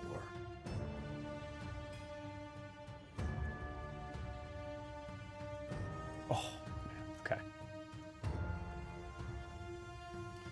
A nasty bit of damage as we see this. What does this look like, Io, as you're sending this out? Yeah, so like I said, it's this fireball that kind of growing out of his hand mouth, that as it starts to metastasize and get bigger, it starts to take on from that orange fiery color into a more green than sickly green color as it radiates and then just splashes down on these guys.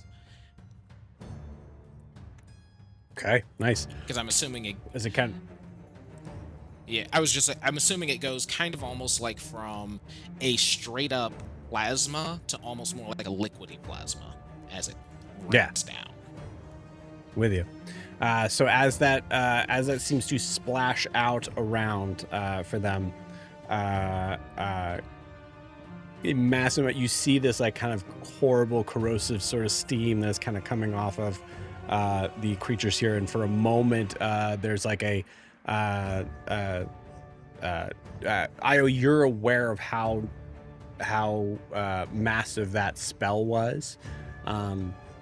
and you see for a moment like there's some pieces that are kind of like falling apart, falling off of them as they're losing the attachments. But you see them start to kind of like be able to sort of pick themselves up back again. They're both still up. Really hurt, but they're both still up. Or all Okay. three are still up, I should say. Okay, in that case, as he sees them start to come back up, you see him wince a bit, but the eyes in his casting arm start to light up again as he's going to quicken spell Eldritch Blast. Okay. Right, let me just apply that. And he's shooting one at each of these mugs. Okay. Oh, and I get to You have add three of that them? +2. Yep, all 3 of them. Okay. Because yes, I have 3 of them at I think level 11 is where that comes online. Cool. And I get to add that +2 to my attack rolls as well. Nice. So that is going to be... For 1, that is going to be a 29 to hit. For 1, it's going to be Hits. a 19 to hit. And then for the last one, it Hits. is going to be a... It's going to hit. Because that's a 9 plus 10 plus the 2, 21. Cool. All right. Yeah, all 3 hit. Okay, perfect. Then D10. I am breaking out all the dice today. D10. Nasty Alright. damage from Io. Yeah. Hey, his friends, one of his friends is dead, so he's in I'm keeping them safe mode. Yeah. Okay. So we have got 11 force damage on one, 12 force damage on another, and then 111, 2 12s. No, 2 14s, not 2 12s, 2 14s. So 11, 14, 2 14s? 11, 14, 2 14? 14s. Okay, great. Cool. Yep. All right. The middle one, number 5. Io, how do you want to do that? So he's targeting these because he's gone into efficiency mode.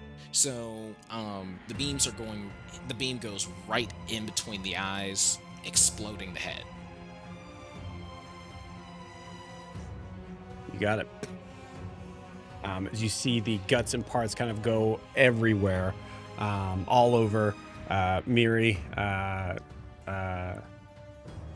This Miri seems to be loving it, I would say, probably. Beautiful. Okay. Cool. Anything else on Io's turn? I think that is going to do it. And he just says, except for where he says, "Sorry, two-step. There's 2 for you."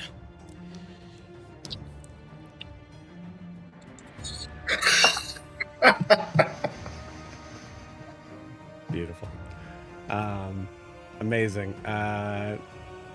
Alistair, you lose a turn. I heard. It's fair. Totally fair. I hated what you said on Alistair, that. it is your turn. We'll be right back. Go ahead and take 10 seconds. Cool. I think this will be fun. This doesn't entirely work mechanically, but we're gonna flavor it up anyways. As you see, Alistair looks at Gwen and says, "Stay here," very calmly. And then as he goes to step off the tongue of the carriage down to the ground, you just see his legs extend to meet the ground. And then as he hits the ground and kind of settles, you see him kind of, crack his neck, which cracks very loudly. And you see his jaw start to unhinge and open up really, really wide. And he kind of just seems to, in the space, seem to just take up more as he cast Fear at 3rd level, which cool. will hit 1, 2, 3, the 3 that are closest to him, I guess. Okay.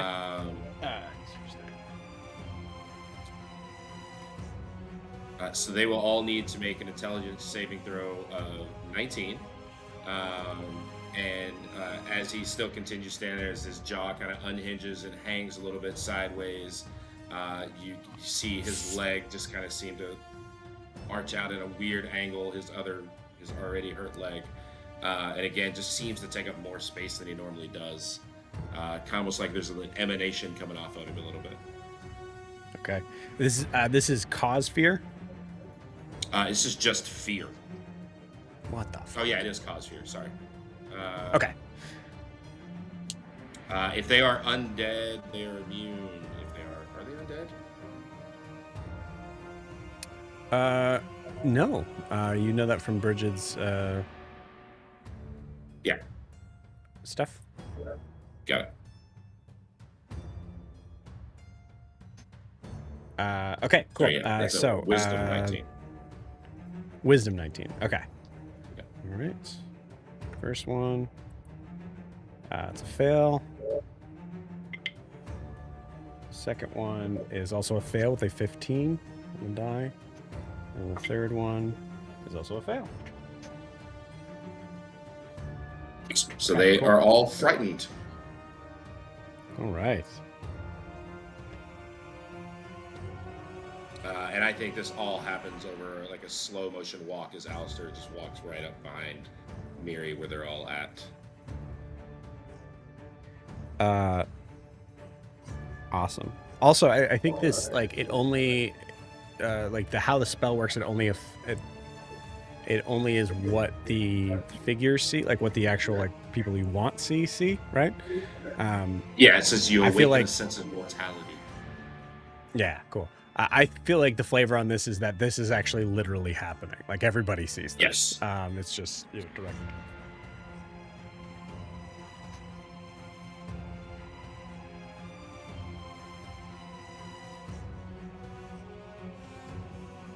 Right. All three are frightened. Awesome. Yeah, you know what? And just for more fun, Alistair has the cane in his left hand as always, and then reaches over on his hip and pulls out the dagger that Kara gave him, and just holds it in the other hand. Nice. Cool. All right, that's Alistair's turn. It is Fingers' turn, as Fingers is turning to fight these things that just showed up, and now sees Alistair with a leg that's facing the other way, his jaw unhinged, about 3 feet taller than he normally would be. And I think Fingers just looks and just goes, "Yeah, all right." Jess, what's Fingers doing? Well, Fingers has one right there, right? And he's sort of flanking with does. Eerie. Yes. He's just gonna attack it and be like, "Let's go, teamwork," or I don't know. I'll get one, you get the rest. Okay.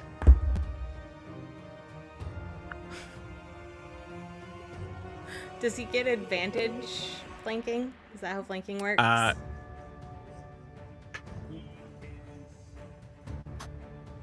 Or if he can move Like with flank Alistair. the middle one.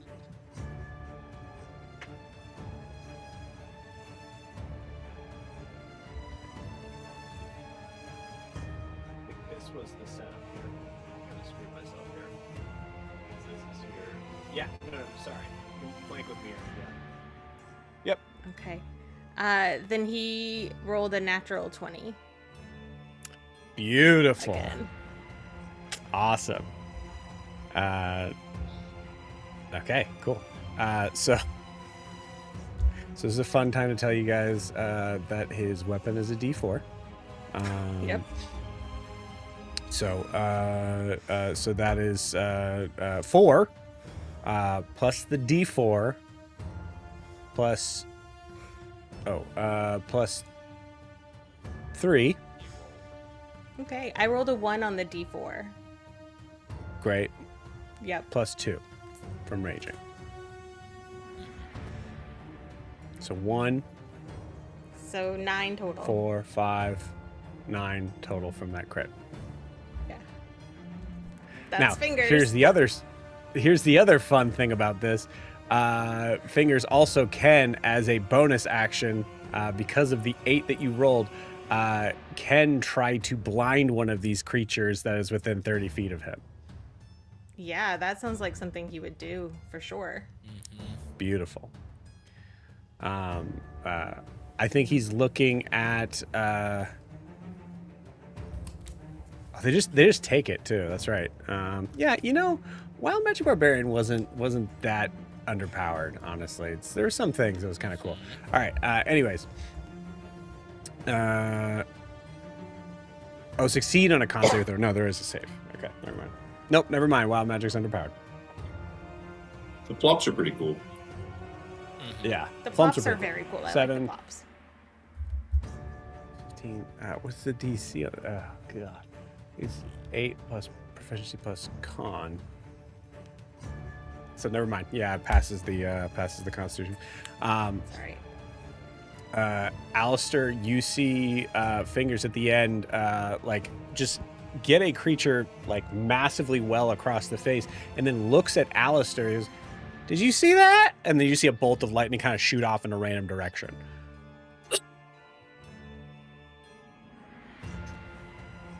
Keep going, Fingers. Very cool. Yeah. All right. Your jaw's coming open. All right. All right, and that is Fingers' turn. It is Miri's turn. Miri takes 9 points of slashing damage, halved to 4 at the top of her turn Got it. because of the bleeding condition. I don't like this. This hurts. They're gonna swing at the one right in front. Oh, that is not the right page. 15, 25 to hit. 25 hits. And just for the fun of the second swing, it's gonna be a 21, wherever it goes. You got it.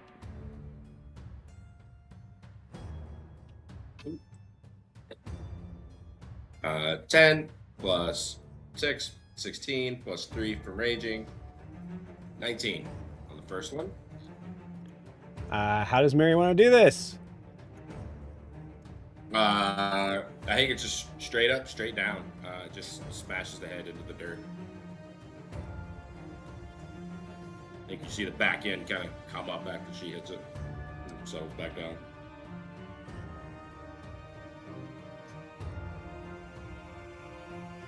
Okay. And then she'll go straight from the ground and swing it like a uppercut onto the one next to her, and that was a 21. So that Yep. one. That is great. Not too bad. So 7 plus, I keep forgetting, plus 6,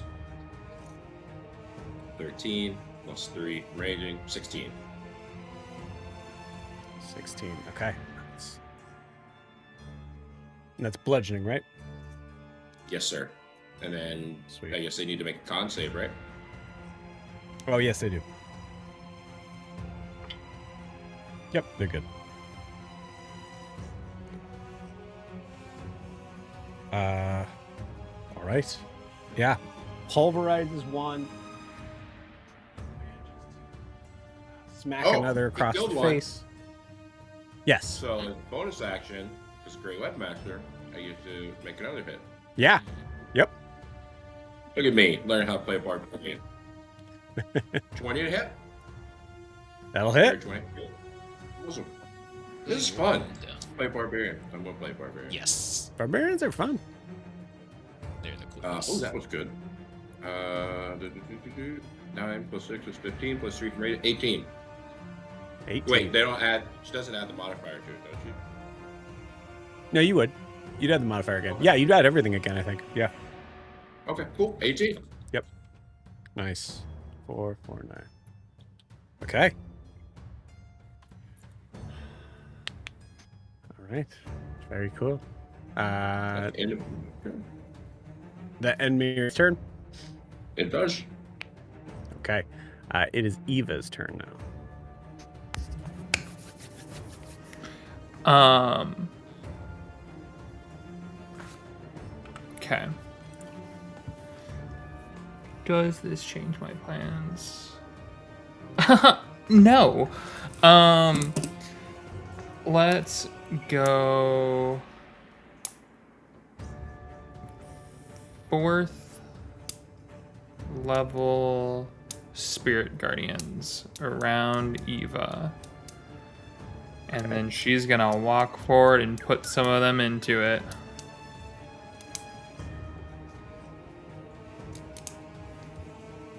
What's the range?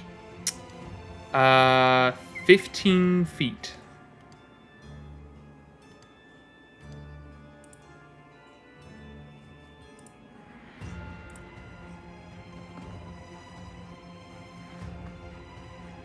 And designating everyone, including fingers, to be unaffected by it. Are you sure?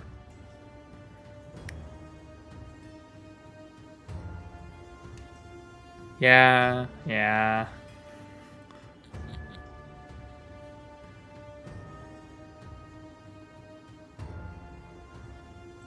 Just remember, if the DM's asking, "Are you sure?" the answer should always be no.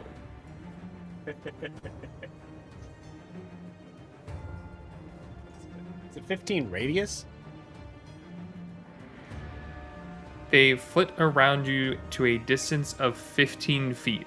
So it's 15 feet out in all directions. Okay. It's big. 30 diameter. Yeah. Hey, D&D Beyond, just use one freaking measurement, gang. Yeah. Make it I hate convoluted. having to remember geometry to play D&D. Honestly, 15 feet from you is like the easiest way to like say it. Yes, if every spell said that, yes, I would agree. I'm with you. It's not that not that this is the harder one, it's that they're all different. They're all stupid. And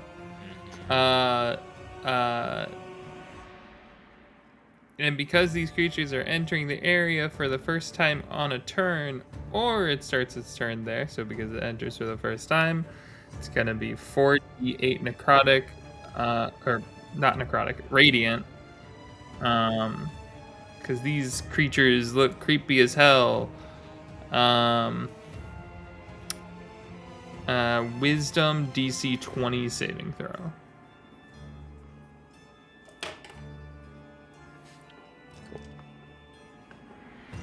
Because Eva's spell save is really high.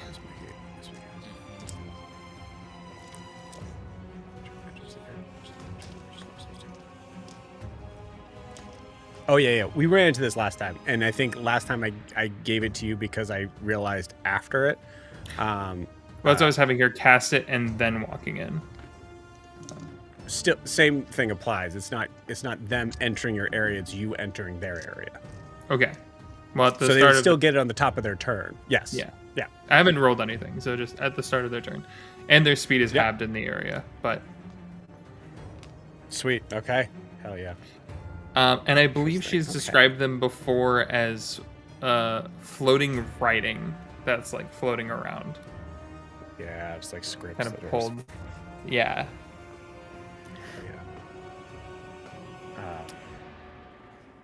Cool. Okay.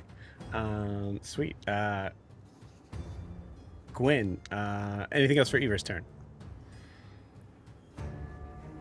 I think that'll be it. She's running low on Bardic, so we'll hold off for the time being on those. You got it.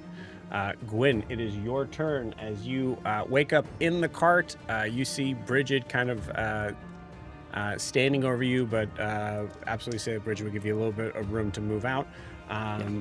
What you had just experienced is now behind you for the moment. What would you like to do? At the start of her turn, the spore will heal her 2d6 plus 4. Hell yeah. Yeah, because you do only have 1 hit point right now. Yeah. Yeah. So, gain 11 hit points at the start of your Nice. turn, as Hey, that's- the spore lets out a little glowing green orbs, kind of. I think you hear Gwen muttering to herself, "Stay here. What am I, a child?" As she gets up. Can she get past Yes, Bridget you enough can to get see past over Bridget. the cart? Yeah. Yep. And she sees all 3 of those creatures just surrounding everybody. And then there's one in the back that's restrained. Is that right? Yes. Yeah.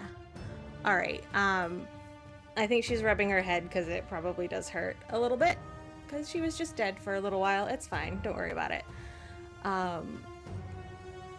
And she will do the super powered version of magic missiles, which at 5th level gives her 7 darts. So we'll do 1 towards the restrained and then 2 at each of the others because there's 3 left, right? Okay, cool. Was this one of Gwyn's spells? Yeah. Okay. Just does a little bit more damage than regular magic missile. You want me to send it to you? Got it. Or did you find it? Yes. I already agreed that this is cool, so go for it. Yeah. So the first one, because the one in the back is restrained, it just does the maximum damage of 9. Okay. And then the other 2, each one gets 2 more of the 3 around it. So the first one, Oh, right, which yeah. is the so 5, 9, gets 14 force.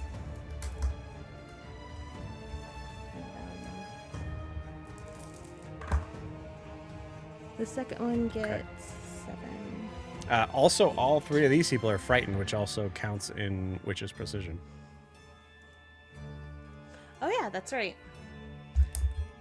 We'll still do the one that I said, the restrained one. Yeah. You said 14 total? Sorry.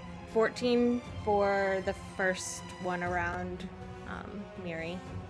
Then 13 for the second one, and that'll be force take. You said the one around Miri. Okay, so not the one that's back restrained back there. That one takes 9. Because Gotcha. it only gets Okay, 1 okay. bolt. Gotcha. Okay, cool.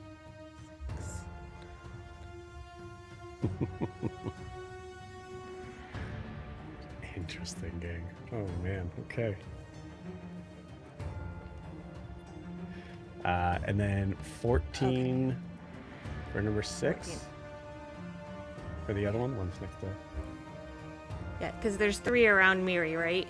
So they each take 2. There are 2 around Miri now. Oh, there are only 2 around Miri. All right, then they'll each take 3. Okay.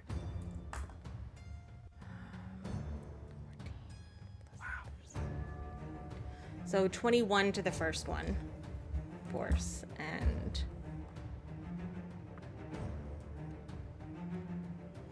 Okay. what did I say? 11 plus 5, 16 for the second one. Okay. They're both up, but they look. The one that took the first damage there looks really hurt. And these just look like these shimmering glyphs, like just magic darts made of weird symbols, and they just sort of explode in their faces.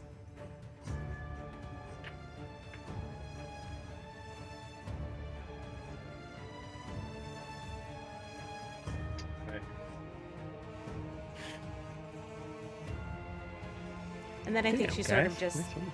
leans against a box, if there, or the seat of the wagon, because she was dead 2 seconds ago. Yeah, for sure. Nice, cool. All right, sweet. It is now the Chimera's turn. For Eva, give me that was it, saving throw at the top.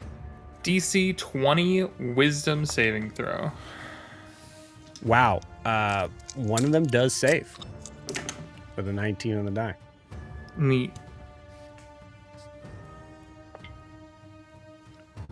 The other one just fails.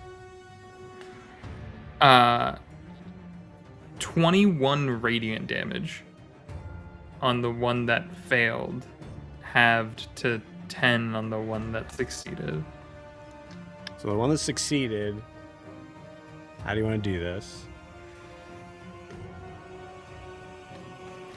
I think it's like with that glyph that hit it in the face, the words in the scribing around proceed to like smother around its body, covering it in more and more ink as these words begin to like shred it to pieces, as it just slowly like crumples and like twists and turns as these words literally like corkscrew and shred it.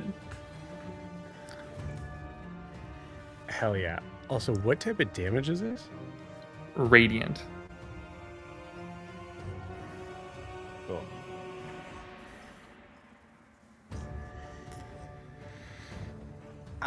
Okay, cool.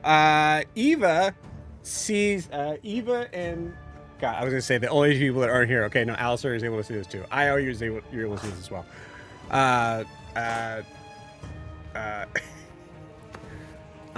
This creature, when it dies, I would say pretty much seems to kind of disintegrate quickly into the ground. Very similar to like what Bridget was trying to do with the other ones. This just seems to kind of do this for them. Like you don't see any remains whatsoever. And this is going to be important for what's going to be coming up next. So that was on their turn. Let's get the restrained one's damage. Does manage to break out. 7 bludgeoning this time. Okay. Still up. But looking rough. Looking really rough.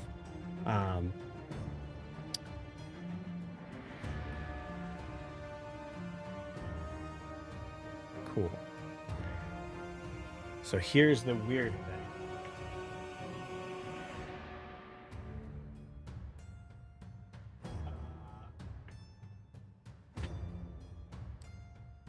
Alistair, this creature is frightened of you, and is going to start to move away from you. You have an attack of opportunity here, if you want it. Yes. Go for it. It's an 18 to hit. 18 just hits. Awesome. Yeah. So I think he swings the cane at it as it's starting to go away. Okay. Go ahead and give me that damage. Oh yeah, that would be all right.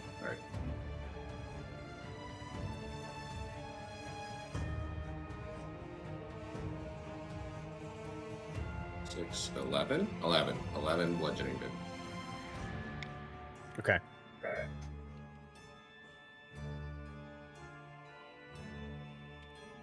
Now the one that breaks from the restrained, getting a weird echo for you. The one that does break from the restrained also kind of moves forward as if it's about to attack, and then seemingly suddenly stops for a second. And Alistair, Eva, Fingers, Gwyn, and Io, so basically everybody except for Bridget, have eyes on this as all of a sudden you see this creature seem to kind of stop like just before it would go to attack Miri. and it doesn't attack. Instead, it seems to kind of like start to get a little bigger and a little bit sort of bulkier as pieces of it that were broken off seem to immediately start to rearrange itself. And Alistair, you're able to see down below as the creature that moved away from you also seems to kind of move in the same thing and moves into that same space. It is sucking up the creature's remains, the ones that died. As both of them, I will tell you guys straight up, both of them regain 50 hit points. Fingers sees this and goes, "Oh, that's bad. Ooh, time to go. Time to go." And with that, we're going to take our 10-minute break. See you guys in 10.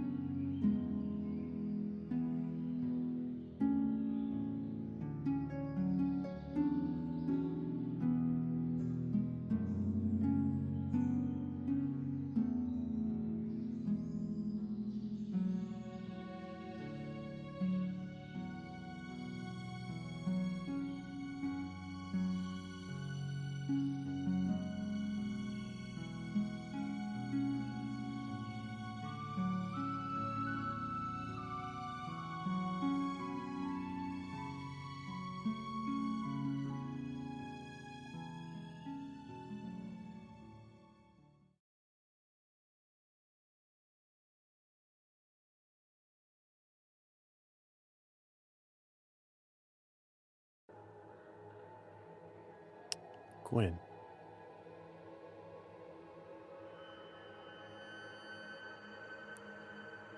You wake up And unfortunately for a couple of reasons, you do know where you are.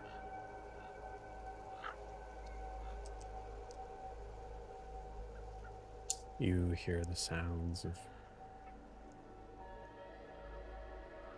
what seems to be the only animal life here. It's the blackened birds fly up overhead from a gray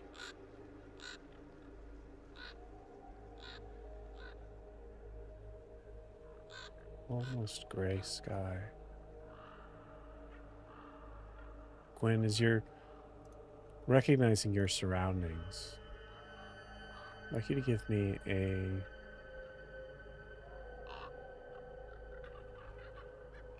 history check, please.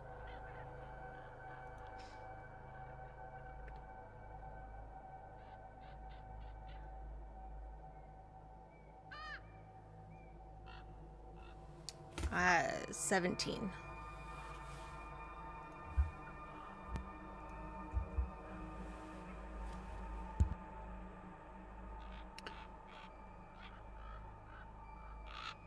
You've been in this dark, gray place before, and you're not entirely sure if you've just never noticed this before or it itself is new. But you notice a blackened circle in this gray sky.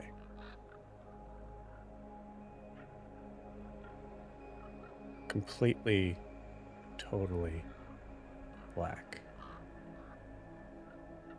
Not like the darkness of darker things in the Shadowfell. This is something that is void of all color. And it seems like it's starting to take even the gray out with it. As if some radiant beam of darkness. The 17, you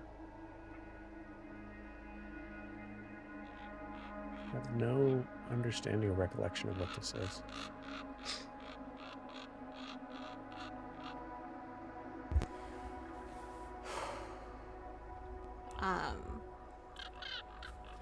Not sure this is going to work, but Gwen would try to cast Intellect Fortress on herself as she starts to walk forward.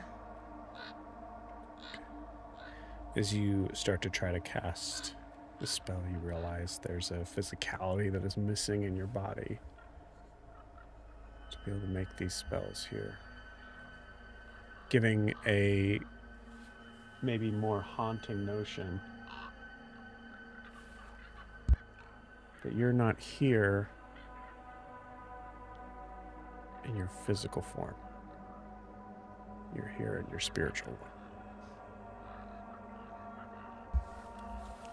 All right, well, What's going through Gwen's mind right now? She's not one to look back. Oh, she's not one to look back, so she's heading towards whatever is in front of her. Yep. Knowing that the last time she was here, the Raven Queen made her a deal and said that there would be more conditions at some point. But what's really on her mind is whatever she saw above Io. I don't know if she got enough of a picture of what it is, but it was enough to terrify her, and she wants to get back to them. I'm going to ask you this. Actually, no. We'll say in this moment right now, almost as if you're waking up from a dream, you remember, or I guess in this case, a nightmare. You remember that you were scared about something, but you're having a hard time recollecting what it was. Yeah, that's kind of where my mind was at too, so that makes sense to me. So I think she's just driven by urgency to get whatever this is over with so she can get back to her friends. I think she's more scared of whatever she left behind than what's ahead. Okay. This conviction of wanting to get this over with stems from an idea that Gwyn is, I assume that Gwyn is just 100% certain that her friends will get her back. Yes, she has faith in them, and they know what they're doing. All right. You get yourself to your feet as you see that you are actually you found yourself kind of like laying out in the middle of this dirt road. As you try to kind of get a glean of your surroundings, you can see the line of figures that are waiting in their place up the hill. And as you approach to get in line, you see them move out of your way.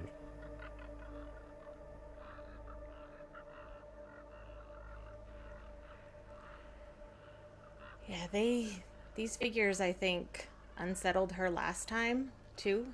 She doesn't. These figures seem to be just different? the dead.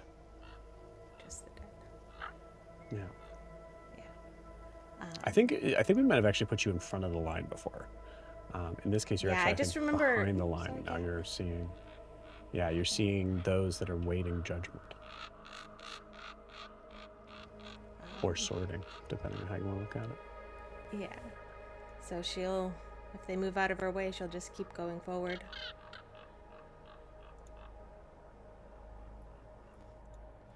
Up and up and up. Occasionally you're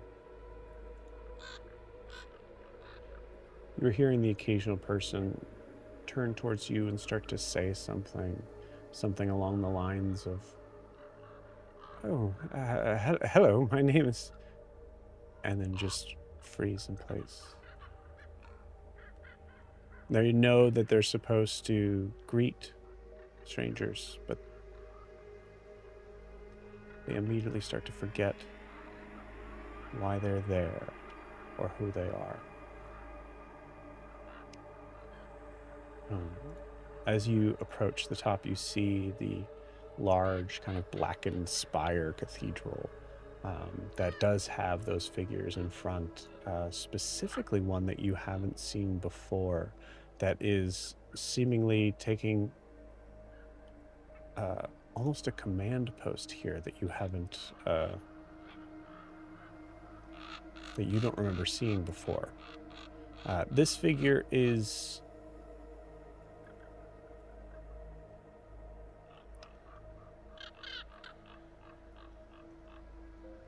best described as ancient looking. Bald head, very much like the other figures that are here, pointed ears, blackened raven sort of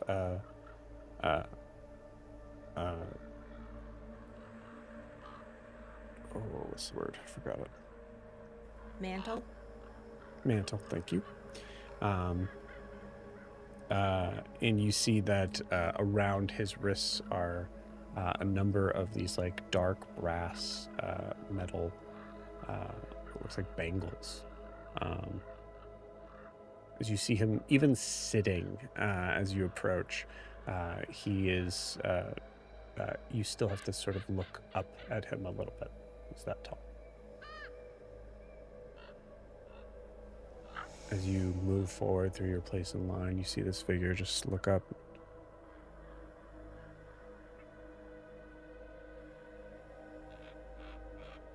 What gives you a right to move in place of another?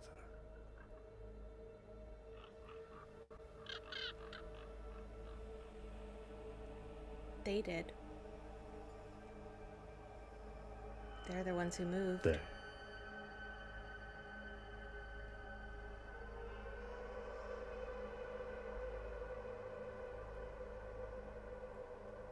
You must hold some weight.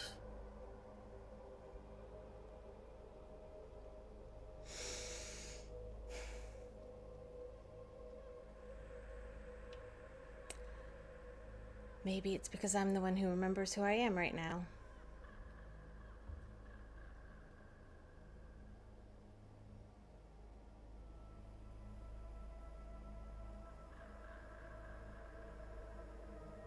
What business do you have?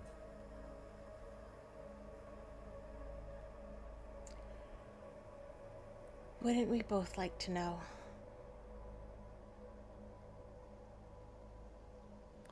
I need to get back to my assume- friends, and I assume this is how I get there.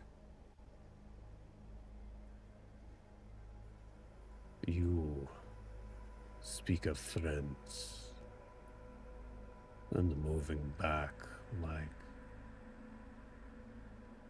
this is some sort of vacation for you.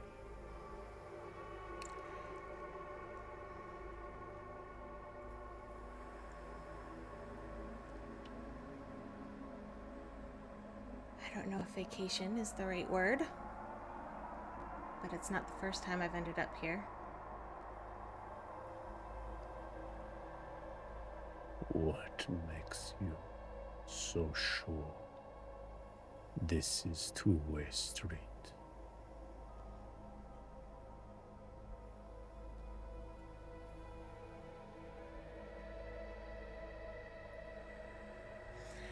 Because I don't believe in one-way streets.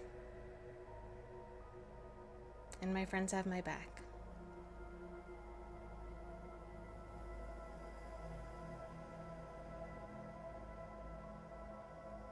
Looking at your appearance, you don't seem old or sick. So I believe that you are incorrect in what you say about your friends. If they did, you would not be here.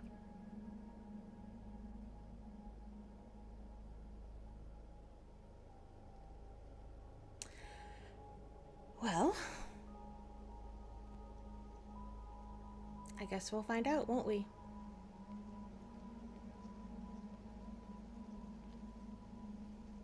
But I think I'm right. Such insolence. What is it from the recently deceased that makes you think that you're able to hold any balance here? You. Oh, I don't actually think that. I just think that balance is not something you can actually achieve.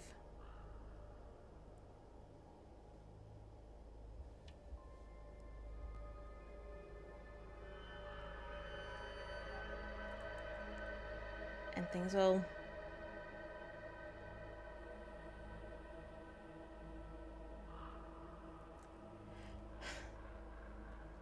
I don't think it would matter how long I stayed here. I would still believe that my friends would have my back.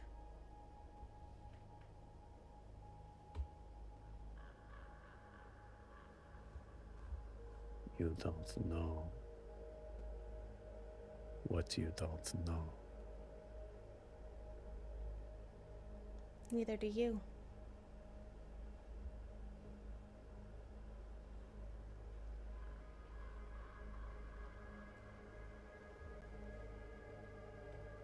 You're like the satyr.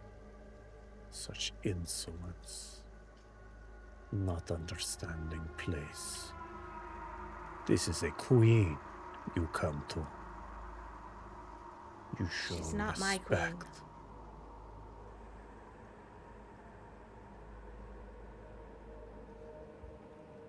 She is queen over all in Shadowfell. It's a good thing I'm just on vacation then.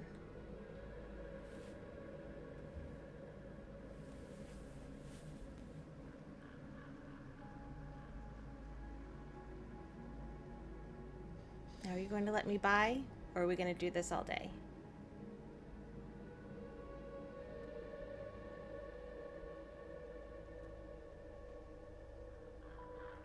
Get out of my sight.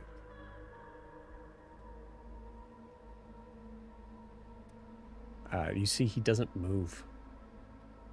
So you have to kind of squeeze by him. She'll do that. As she does, can she get a better look at like the bangles? Like, are there runes on it or anything? Oh yeah, Yeah. yeah. A lot of like ancient script sort of stuff. You think if you were able to spend some time on it, you could definitely get an idea on that. But from right now, I'd say that I'll give you the option here. I'll say go ahead and give me either an investigation check with disadvantage or give me an insight check with the other guards that are around here. We'll do investigation with disadvantage because it's still better. Okay.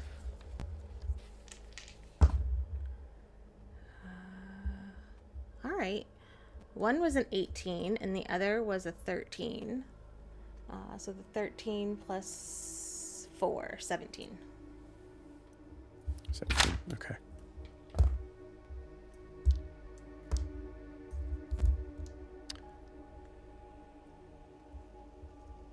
It looks, I'll say this, they look like they're elven,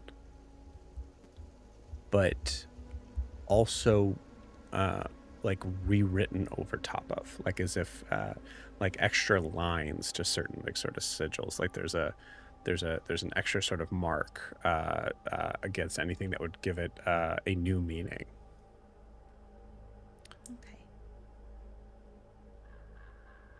Okay. You shimmy your way past this individual, and you see the other figures here that kind of give you the same sort of look, but it's still a little bit blanker. You notice at this point that Gwyn, when the other figures looked at you before, it was that same sort of look, but this person here looked at you with disdain, full disgust. Does he seem to be like the only one with like a personality? Sort of? Are the others just sort of existing in their role, so to speak? It's probably hard to I'll give you tell. that insight check anyways. Okay. That's gonna just be a 12. Hard to say. They seem to be soldiers, so a lot of resolute sort of thing, like looking forward, blank faces. But with that, you enter into the cathedral. You remember before feeling like this sense that your mind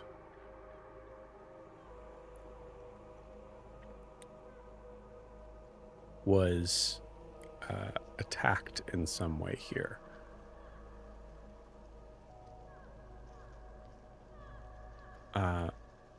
What do you do? I know we already said like you can't really cast anything, but what does Gwyn try to do or focus on to try to guard from that happening again? Yeah, I think because she knows that that's exactly why she tried to do Intellect Fortress before coming in here, is because she remembered last time what happened.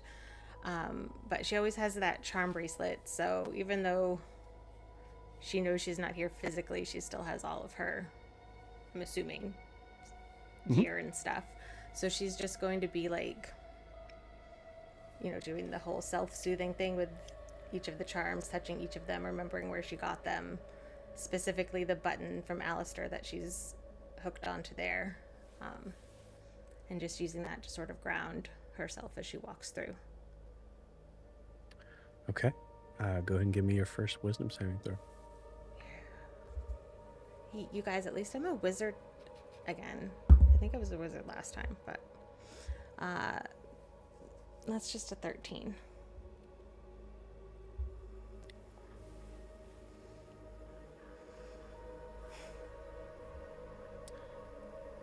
Gwyn, as you run through every charm on your bracelet, you stop at the button.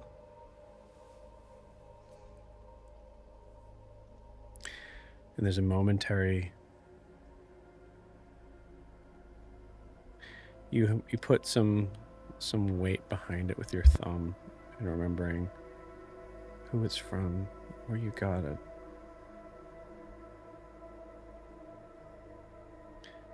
This sweet boy in magic school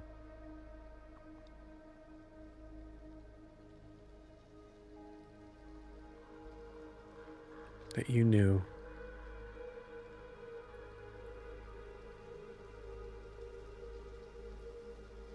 deep down was always in awe of you.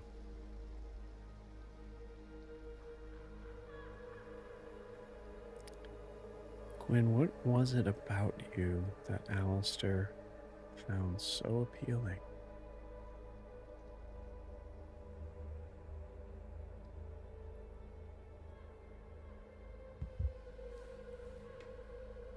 The honest truth to that is she still doesn't really know.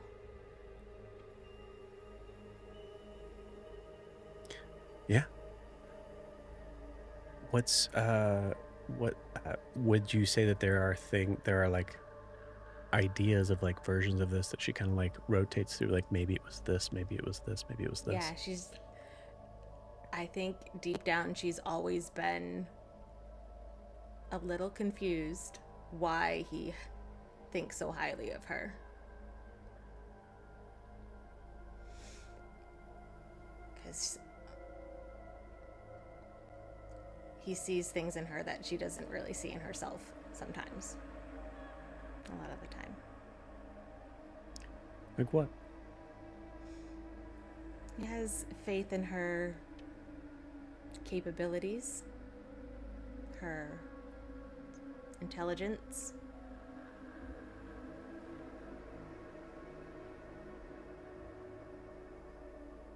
That's the big one.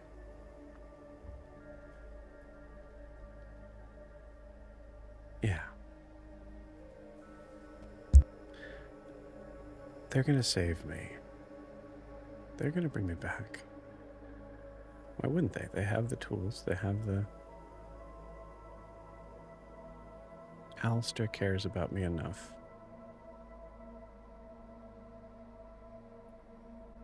And then a thought crosses your mind.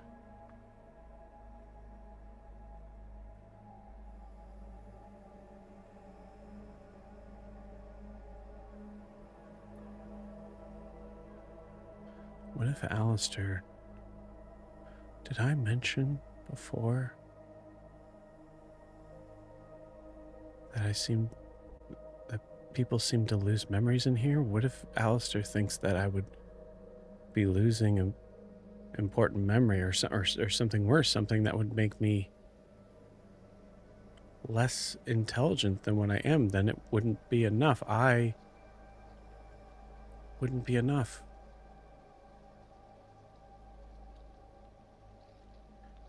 And it's not like he doesn't have a choice of me's.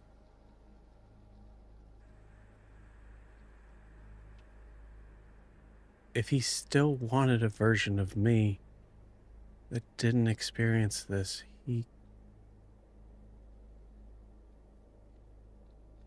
what if he did? What if that's why I'm here?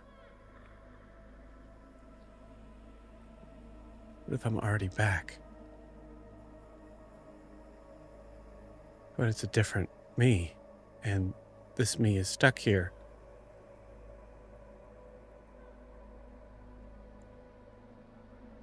Would he do that?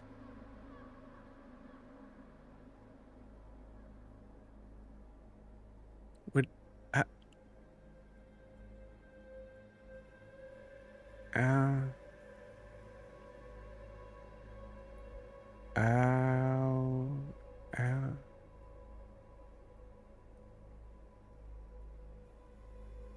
Who am I thinking about right now?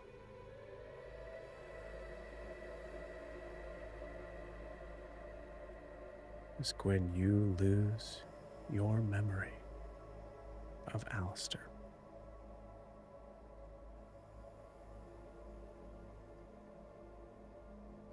That's one.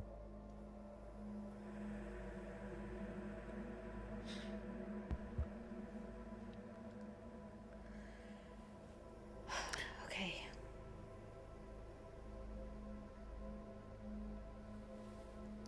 You still know you have friends. You have people that are gonna try to fight to get you back. They wouldn't be okay with a different Gwyn. Probably. She barely knows them. Probably. It's okay. You continue forward. The bricks now almost shining, giving their own light of gray as you see the shadows on the walls once again of the figures that are all experiencing their last moments in this almost puppet theater.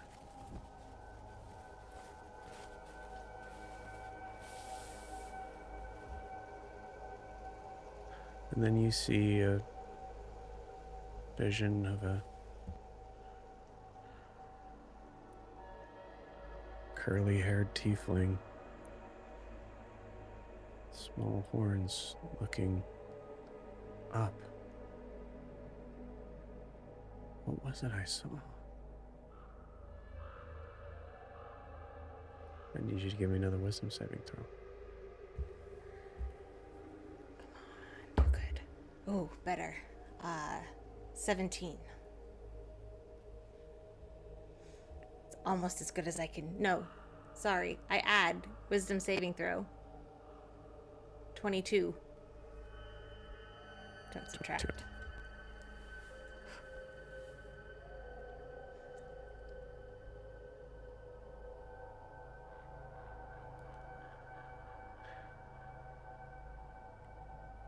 You feel that moment looking at that version of what seems to be yourself along the wall. What did I see? Does it even matter at this point? Do I even care?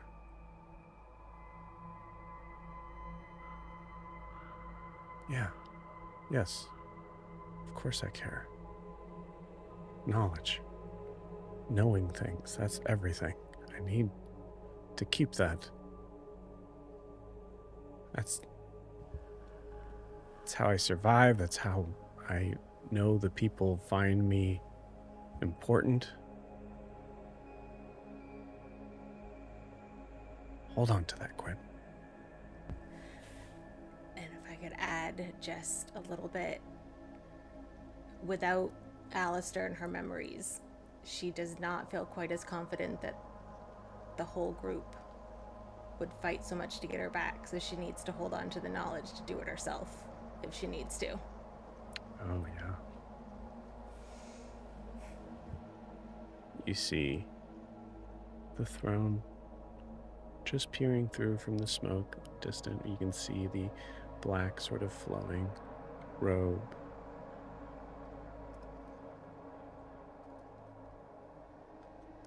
You realize,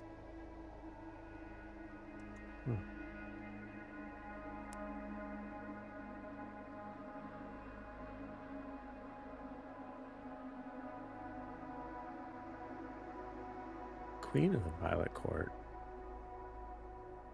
and this woman, man, they are really fit for each other. I mean, they both love black, that's for sure.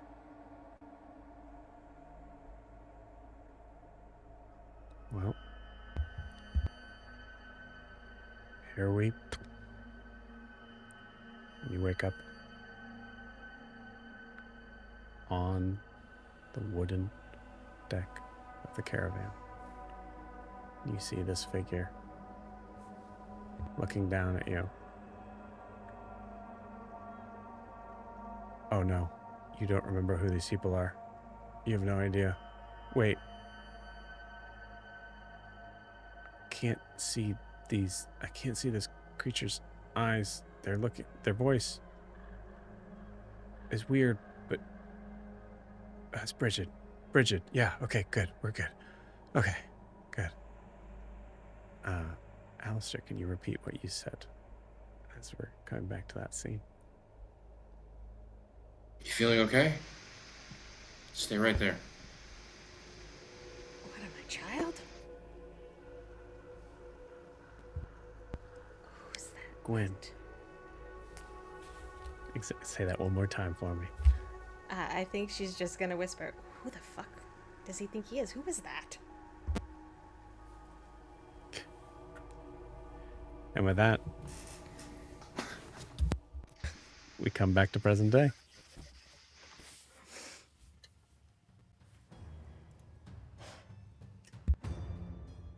We are back at the top of the order. You all have seen some pretty nasty, disgusting things as the dead or defeated versions of these creatures seem to be absorbed into the ones that are stepping through it. They have to use an action to do so, but with that, they seem to regain a significant amount of their health back. Bridget, that is you. Bridget's gonna walk forward a little bit, kind of near Gwyn, and I think she's just gonna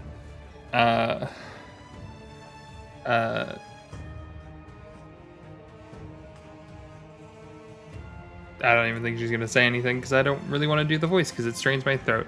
And she's gonna just cast Heal on Gwyn for 70 hit points. It also ends blindness, deafness, and any disease. Okay. Gwyn, you feel there's a... No, that's gross.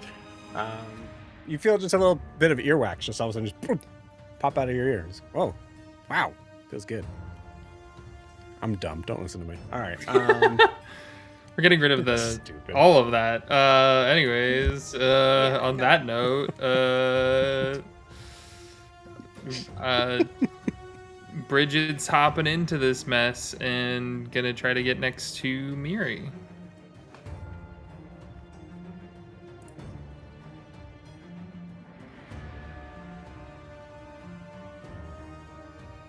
Hopping down, you get next to Miri as you see fingers go, ah, shit!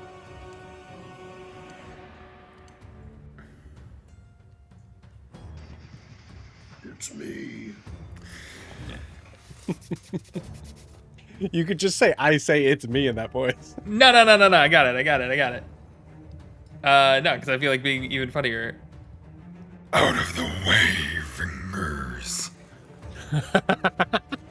Ah, shit, it knows my name! And then we'll bonus action, just to have it up, we'll shillelagh the staff. Hell yeah. As it starts to glow. And then I will end my turn there. Got it. Okay. Io, you are up. Alistair, you're on deck.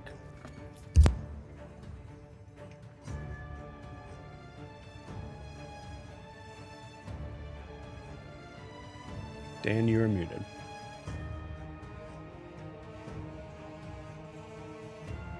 Okay. Can you hear me now? Yes. Okay, so his eye in the center starts to glow as he fires off another psychic lance. However, this one then splits into two as he shoots at both of them. Are you twin spelling that shit? Yep, twin spelling that shit. Hell yeah. Alright. And again, that is a DC 18. Okay. That's a nat 1 for one of them. And a fail for the other. 15. 20. 22 psychic damage, and now they are both incapacitated. Nice. Okay. I think what he's also going to do then, we're just using all sorcery points here. 1 second. Oh, oops. Wrong way. 2, 3, 4. Perfect. He's going to quicken spell again, and you already know what it is. Eldritch Blast. Can you use 2 of those on a turn? 2 of Double check that for me. 2 sorcery The meta skills. magics. It doesn't. Yeah, 2 meta magics. It doesn't say that there's a limit. Okay. It doesn't say that there's a limit, so I guess the answer to that is yes.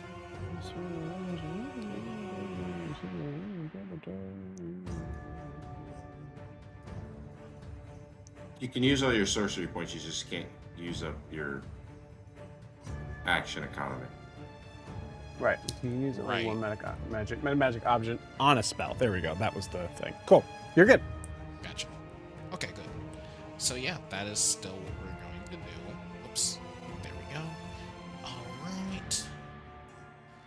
10, 19 to hit, 15 to hit, and then another, and then 21 to hit. So I know 1 misses. 1 misses, yes. So 19 on one, 21 on the other. No. Yes.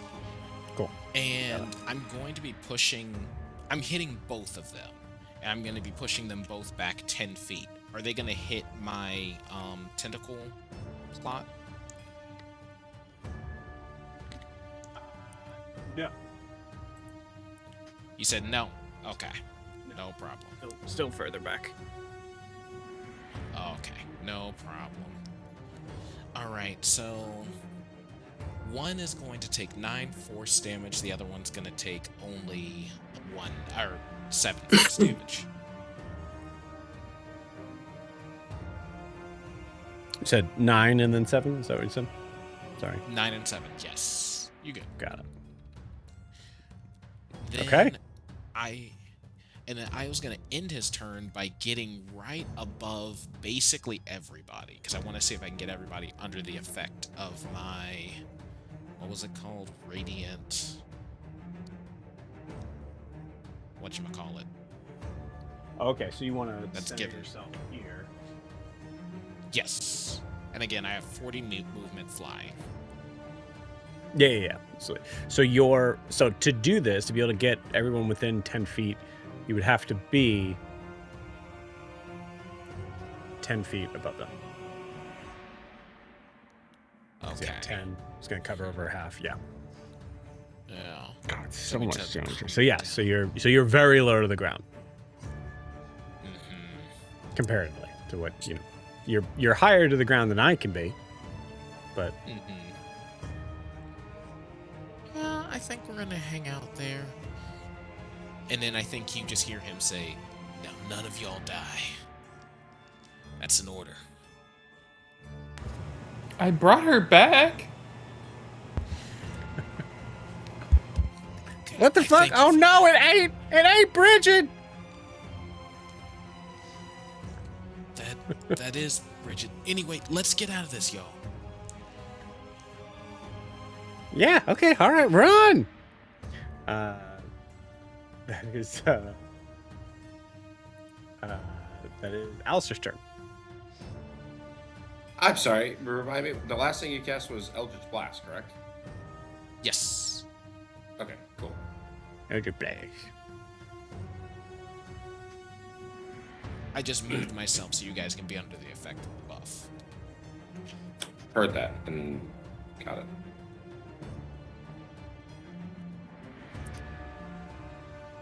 Cool.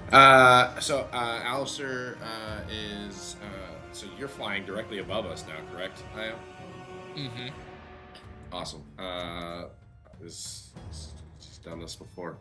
I think Alistair, he's going to reach up with his right hand, and as he does, you see the thread of magic that connects Alistair and Io between the buttons kind of pulse as he pulls energy from Io and cast Hunger of Hadar on those two lovely individuals.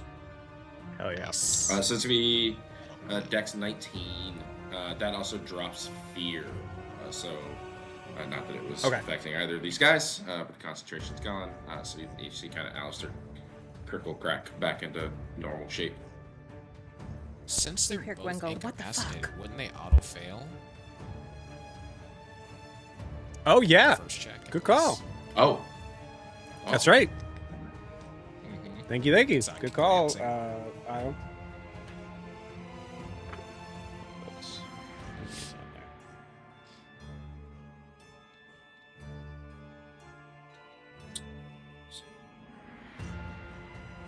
Make sure I've done this right.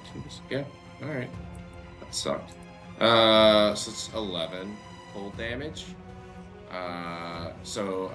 Yeah, as you see it, make sure I read all this good. 20-foot radius, spear of blackness, bitter cold. Yep. Yeah, so you don't see anything. You just hear that flash freeze sound in the darkness that is surrounding them. As you kind of hear it work its way there, you hear an extra snap there at the end. That's it. Nice.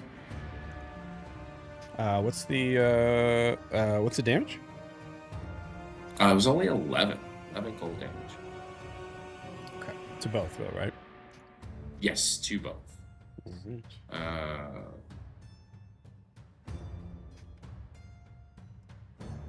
That's damage. And then they'll repeat the dexterity throw at the beginning and end of their turns. 4 damage if they fail. Yes. I would argue at the beginning of their turn they're gonna fail. Yeah. We can wait till then. Yeah. But yeah. Sick. Okay, cool. Nice. All right. That ends Alistair's turn. It ends Alistair's turn, and that is they are in magical darkness as well. Oh shit. Okay, cool. All right. It is Finger's turn as Fingers goes, "Yeah, that's pretty cool. Just watch this shit though." And you see him turn to look for the monsters as he cannot see them. Well,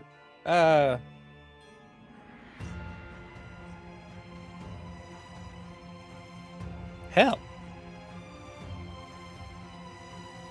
He hears whispers of all his former crew that are no longer around coming out of that darkness.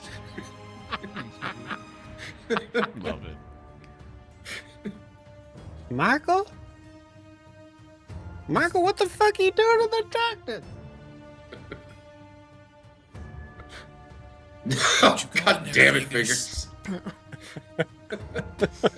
You just hear Gwyn go, "Fingers! Don't do that." What's the range on Hunger of Hadar? 20-foot radius. Yeah, dude, he goes right in. Oh, great. I rolled way better on that one. He takes 16 cold damage. Does he have it? He has a save, right? Yeah, he just got the dex save, 19.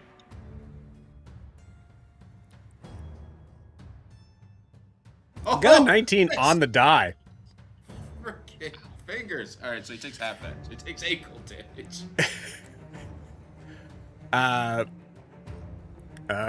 Cool. Actually, no, he. Ah, no, there is shit! no- It's save or suck. No, he's good. Oh, really? Yeah. Marco! You see you do see in the magical darkness, there's like a bolt of light that kind of like arcs in and like arcs out of the magical darkness and back in it, as it definitely hits one of the creatures. I think that's his turn. I don't think he sees anyone. Yeah, he's also so he is in difficult terrain. He did pass his dexterity saving throw, so. Oh And no! his bolt of lightning let's- did do 6 damage. Hold on, let's take this back. He did take 16 cold damage because he takes it from entering. No, he didn't start his turn there. No, we're good. Sorry, we're good. Okay, all good. Yeah. Yeah, he did do 6 points of oh wait, shit. Hold on. Hold on. This is gonna be so fucking stupid if this is true. That's radiant damage. Yeah. Okay, cool. Does it not a death blow, I don't think, to anything, but could be, and that would be the stupidest way to kill someone. Okay, yeah. So I will put it on the one that is a little bit more hurt, though. To be clear, because I just realized that's probably very confusing. They're not vulnerable to the damage. It's just noticing a difference when they die to it.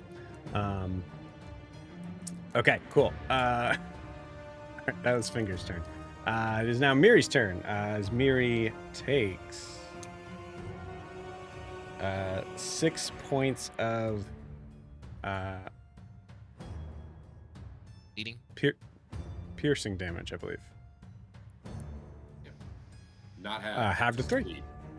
Oh, Yeah. No, actually, we figured this out last time. With bleeding damage. It's like, yeah, actually, as a barbarian, it makes sense that bleeding damage would be halved. So, okay. All that core strength. all that core strength. I got arteries to spare. Yeah. Hey guys, this is really not that fun, and I don't know where Fingers went or anything else. So I'm just gonna. Oh, hey Gwyn. That's Mary's turn. Beautiful. Yeah. Magical darkness. Might be best to stay out. Unless your fingers. Beautiful. All right. As Eva's turn. Gwyn, you're on deck.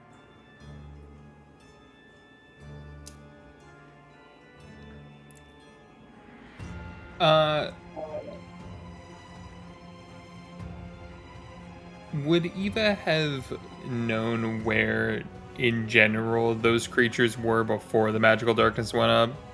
Yeah, I would say so. Cool.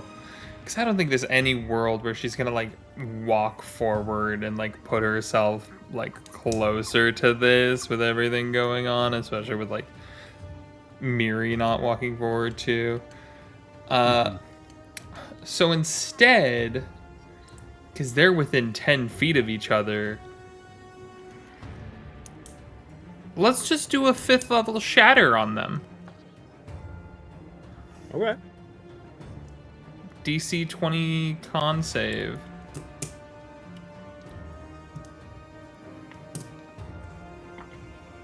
Incapacitated. Oh, man. Incapacitated is Another only nat actions 20. and reactions. Yeah, that's fair. I just No saves? Yeah, it's just actions Nope, and good. reactions. Yeah, that's right. Actions and reactions. That's right. Well, I'll keep that other one that stands. That's fine. But yeah, it's another nat 20. Hey, man. That's okay. They take half. Great. The other one fails. I mean, unless you wouldn't consider them inorganic material because of all of the bone, but I feel like they're more organic. they're than more not. organic. Yeah, yeah. They're ultra organic material. They're extra organic. They're more organic than you want to know. Yeah. 28 thunder damage. 28. Okay. with a very loud krakoa sound. It just Oh shit! Wait, 28 is 14 halved. That's exactly as much you needed. Bridget, how do you want to do this on this dude? That what the camera sees, but no one outside the magical darkness sees. It's that just it hits, and there's like a moment where like there's all these cracks that like go across the skeleton of the body, and it just oh no, and just everything drop. Beautiful. I love it. You hear from inside the magical darkness, Michael, no! That's it. The other one is very hurt, but still up.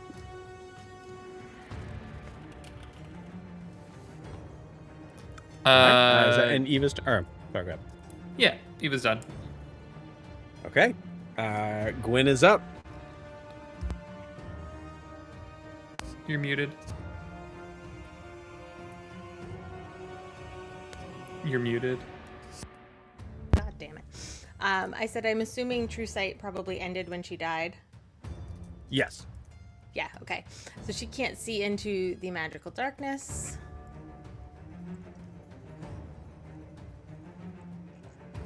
Let me absolutely check on that. No, I'm pretty My sure head most spells absolutely probably should. end when you die. Yeah. So it makes sense to me. Is it concentration? It's not. Oh, weird.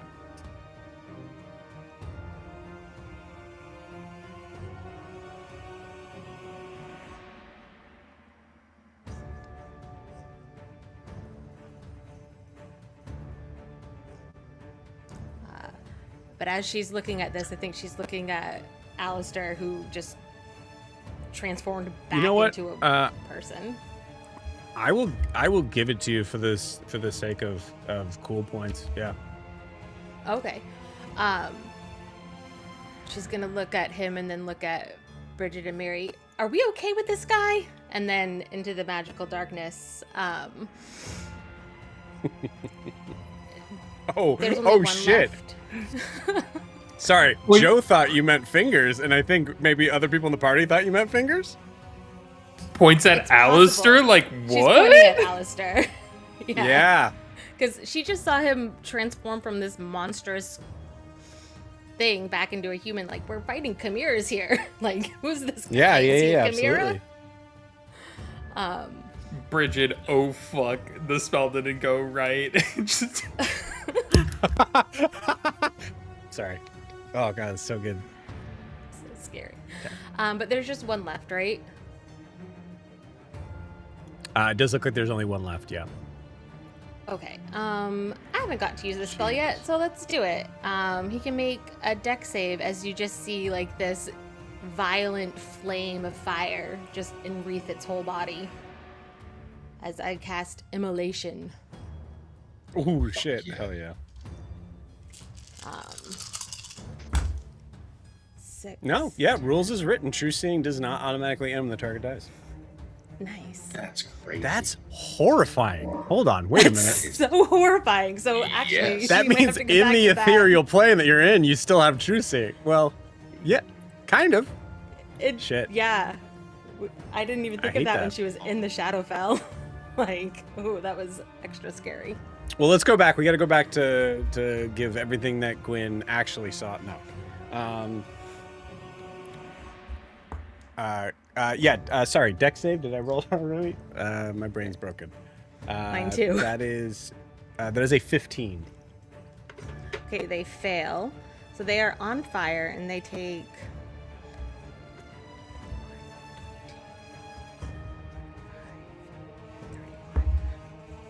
They take 33 points of fire damage. Yeah, they do. Gwyn, how do you want to do this?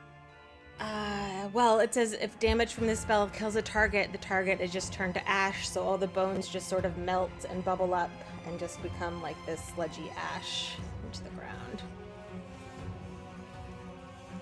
hell yeah.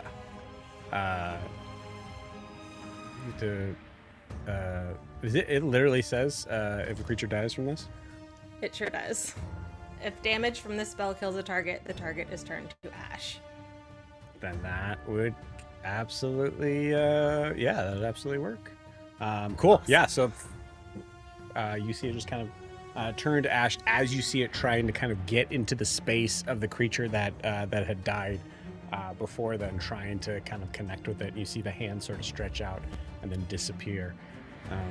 And supposedly it's also supposed to shed like a bright light like around it as it burns, but I don't know if you can see that through the magical darkness. So Nope, no light, magical or otherwise, could be seen yeah. through. So only Gwen sees it through the magical darkness.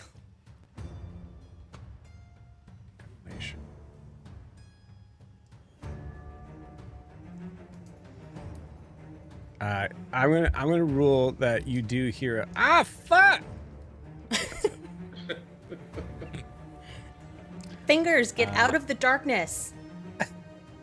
That's not Michael. I'm blind. The darkness blinded me.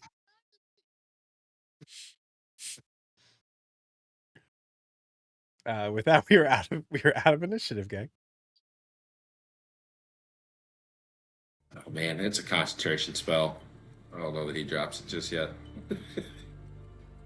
Gwen would look. I don't know if they're dead in there.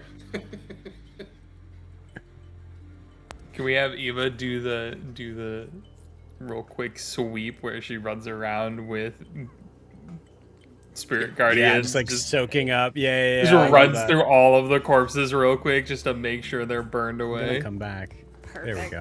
Okay, Gwen would Yeah. say, "Hey, I can see that they're all dead. You can drop the darkness now." My God, you look so much better.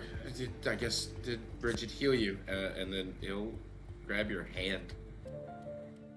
She does not. She like, what are you doing? I'm walking away for two reasons. It's gonna break the Alistair mini in half. Yeah, like, thank you, but Yeah, Io, are you okay? Don't look at Gwen, me. what happened? What you were fine, and then all of a sudden you weren't. What happened? There was something above Io. Yeah, there was something above Io. Yes. Can I have some space, please? I'd like to get off the wagon. Gwyn, Bridget brought you back to life. Alistair's kept you safe this whole time. Who's Alistair? I think I killed you. No, What? I was. What? I think it was whatever was above you. Oh, my head. I did this. Okay, didn't we just have a killed you talk about you too. blaming yourself, Io? First I killed Alistair, and now I killed you. Okay, it's the second time you've said that. What do you mean? Joe, I guess now She would be a looked- good time. Does Gwen remember what she saw above Io? I'm gonna ask this. Does Gwyn try to remember? She does. She doesn't try to look up above Io, but she does try to remember. Give me a wisdom saving throw. God damn it, I knew that was happening. Ooh, natural 20. 23. That's Okay, natural 20s cool. on 3 different dice tonight. That's crazy. Hell yeah. So you don't take psychic damage, Yay. which is good considering you're. That's good. Well, you just took heal, so you're fine. Yeah. But you do immediately feel this like. I would say it's similar to like this kind of like whirring sound that gets just a little like goes like, okay, that's a little loud. Okay, that's way too loud. Okay, that's really loud. Like you feel that sort of moment of like if you're trying to concentrate, you just feel that and you have to shut it off. You have to stop thinking about it. Oh, whatever it is, it's... I don't know.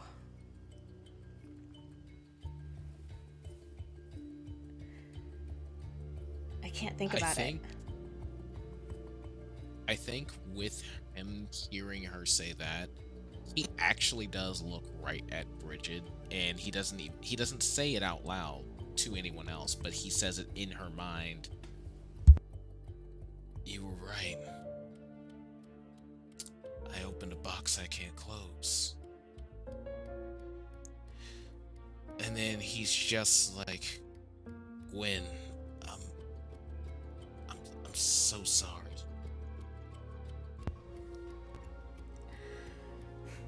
It wasn't... I don't think it was anything you did or could control. But I'm fine. I'm okay. I'm back. No. It's not fine. Even if I didn't mean to do this to you, my reckless actions caused this to happen.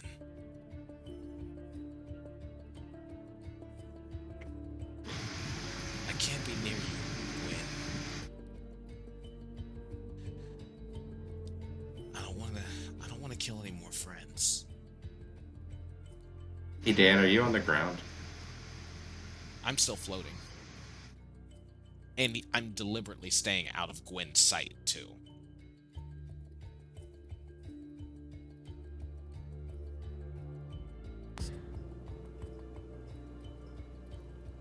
One, and I think this is out loud, she just goes, not a huge fan of talking in heads. 2, shit happens. She like untransforms with the Guardian of Nature and everything like that, kind of peeling away. We don't know enough to know what happened, and the spell went off. You're back. I'm back, and You're now just... we know there's something attached to Io, but it hurts to think about it. Yeah, and you're just missing some memories, or something else is going Alistair on. is like starting to like check you over. Like, I'm fine, really. Thank you, but I'm fine. okay, I don't know what happened, so I was just making sure you're okay. You Yeah, hear we- Fingers go, "Hey, dude.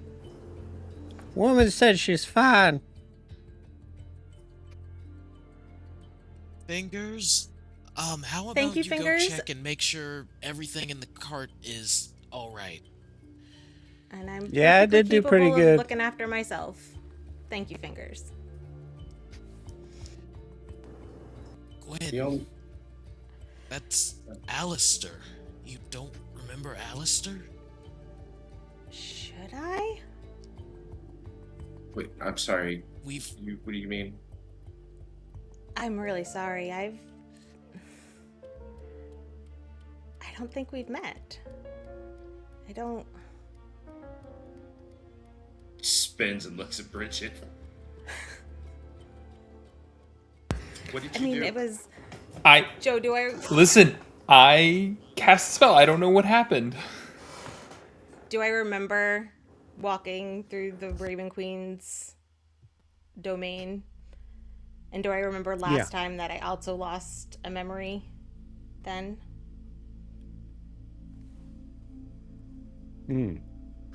Yeah. Forgot Yeah, something. yeah. Yeah. I mean, I think... I know that the last time I lost something when I saw her. I don't remember what that was. I guess it could have happened again. No. Don't remember. We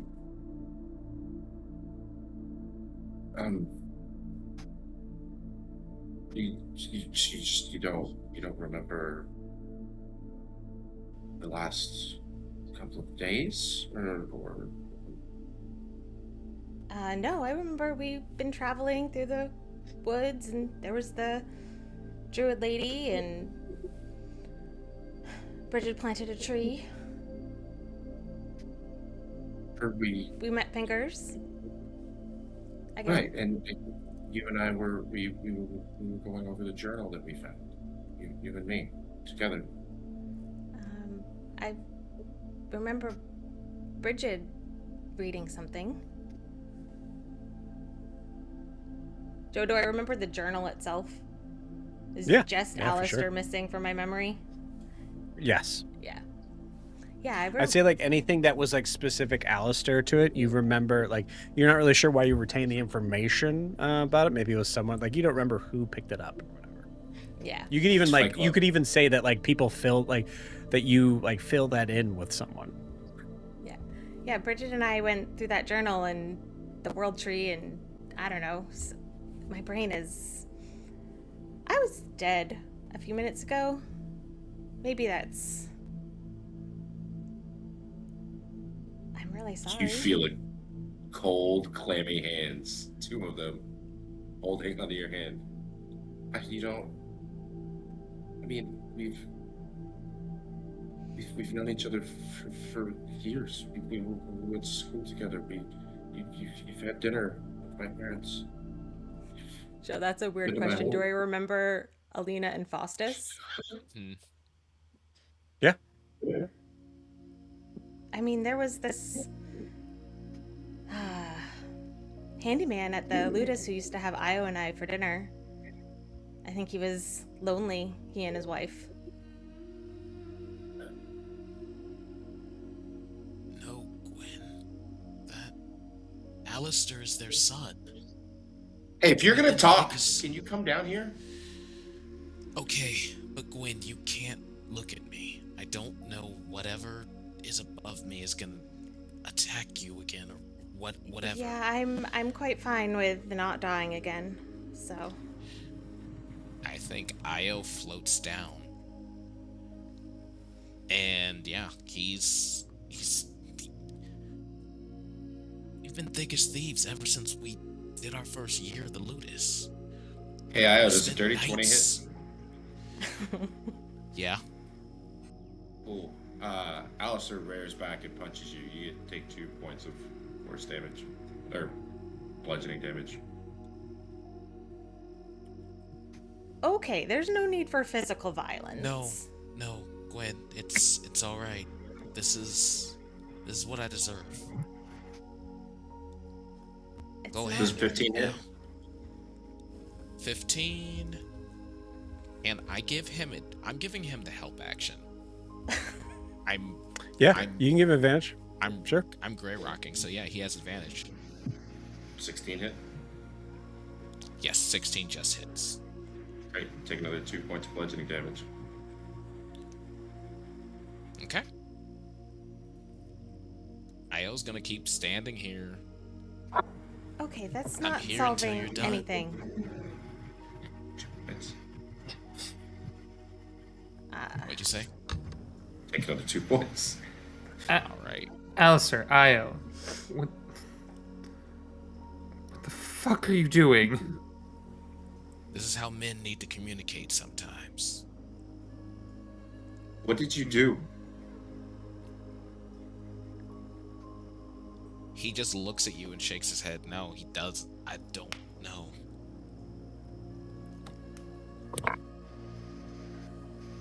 Hits the ground next to you. What did you do? What do you mean you don't know? I don't know. She was talking to me, telling me we did a good job. Next I know, she looks like she's seen death itself and keels over. 2 points. Io, go further back. You literally Hey. stopped pouring water out. This isn't going to be how we figure anything out. We can at the least sort out our feelings. Keep going now. I can't watch this. I'll be on standby if one of them breaks something. Fuck you, Io. can't control it. You can't control your gifts. You can't control what you're doing.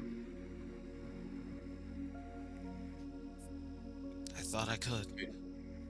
You thought you could? You have unlimited potential. Do you know how dangerous you are? You can't control it. Are you kidding me? Are you that weak? Yeah. Yeah? You just... I mean, the evidence is plain in front of us. The evidence is plain for you. Just give it up. What are you gonna do? I didn't say that. I said I was weak. 2 points.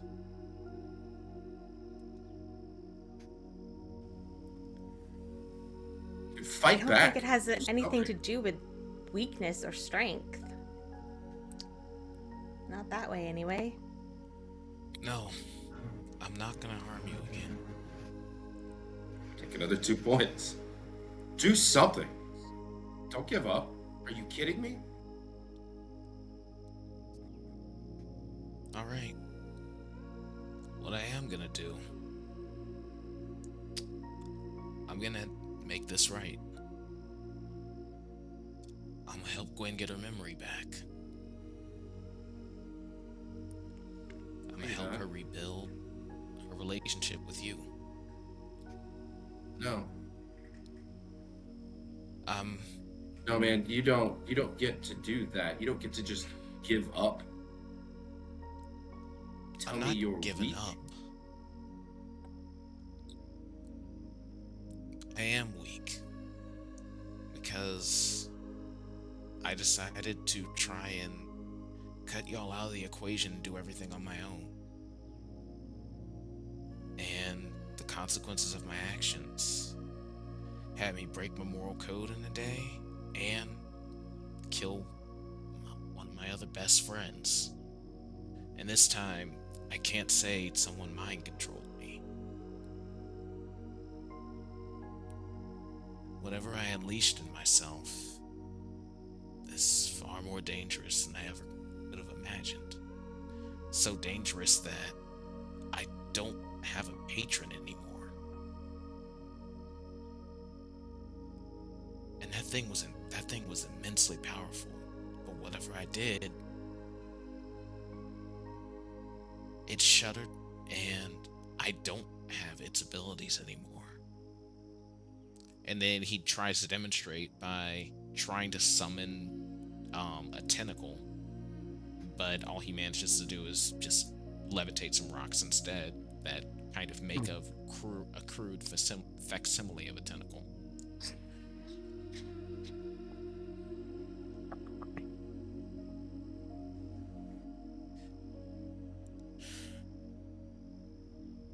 Tell you what, I might be weak, but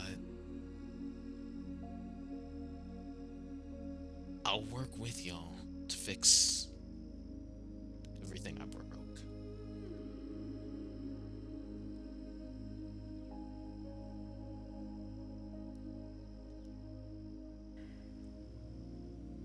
Are you gonna hit me again, or is that a reasonable enough answer?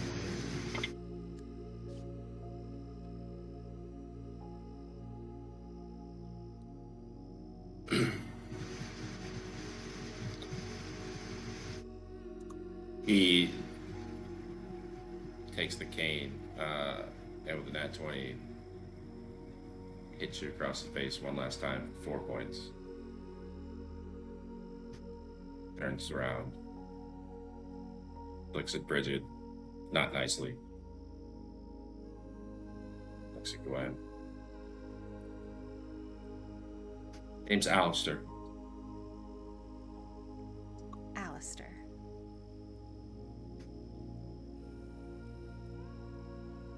I love you. I have since the day we met. You loved me too. At least before he did whatever he did.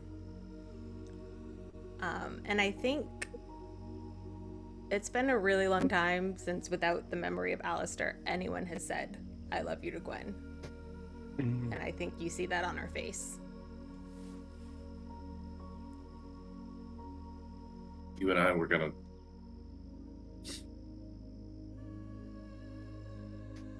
do a lot of things. Alistair, roll me an insight check.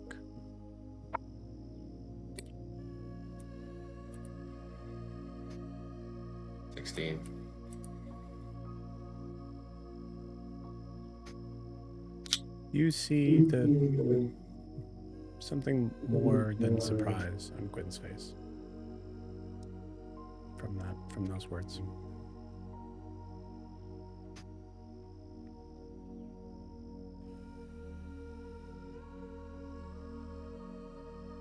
I'm really sorry.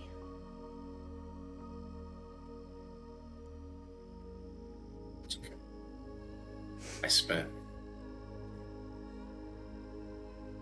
years just figuring out how to say that. If it takes years to get you to look at me the way you used to, then so be it.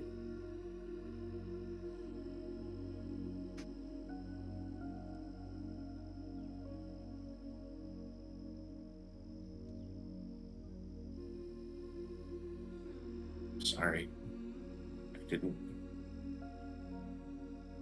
mean to let you get hurt again.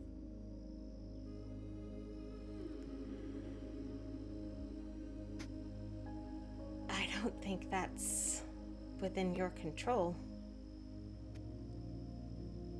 It won't happen again.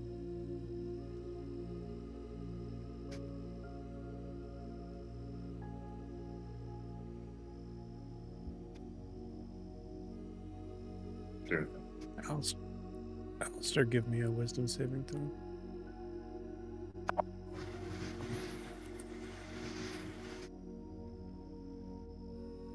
Dean? Say that again. 13. 13.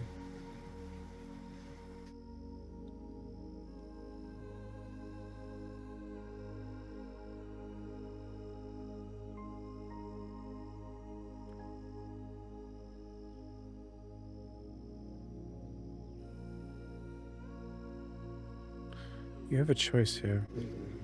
You know. I know you're hurting. I feel that.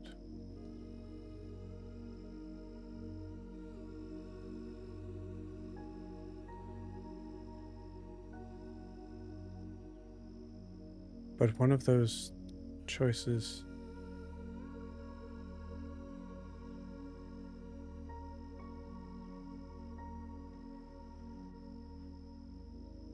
would keep you from ever seeing her hurt again.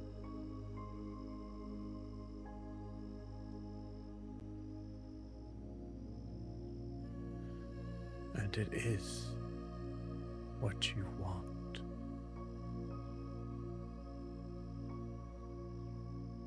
I feel it.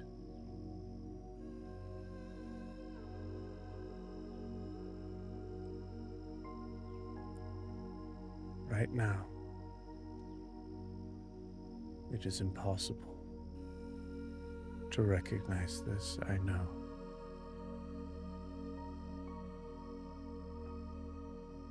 But we've been given a gift.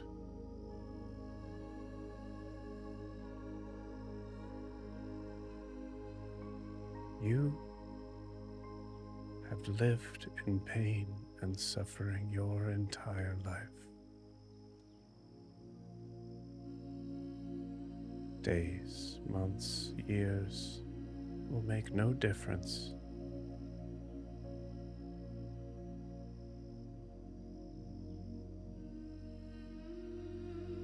But you can make sure that she never suffers again.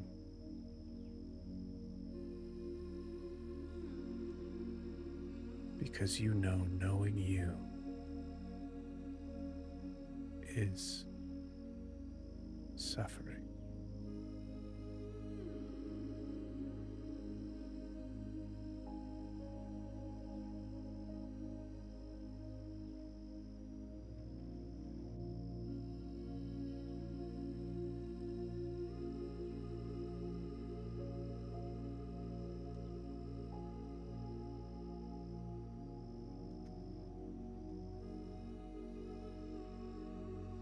see Alistair shake his head, step up to Gwyn, take both of her hands, and stare into her eyes.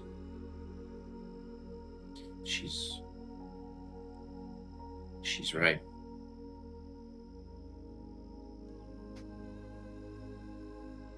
I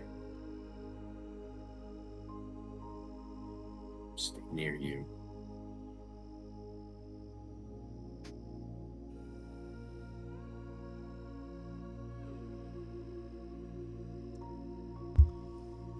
Clinton, you cut out. If I stay near you, there will always be more pain. And I guess you have a chance to decide if that's what you want.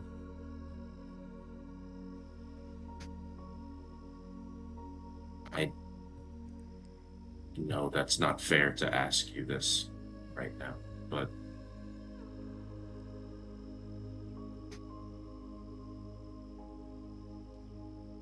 I can go.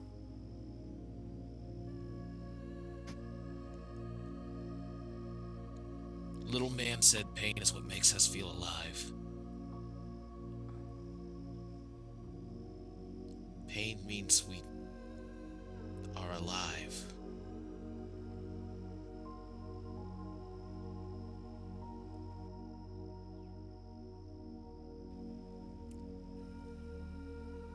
I don't know who she is, or maybe I do?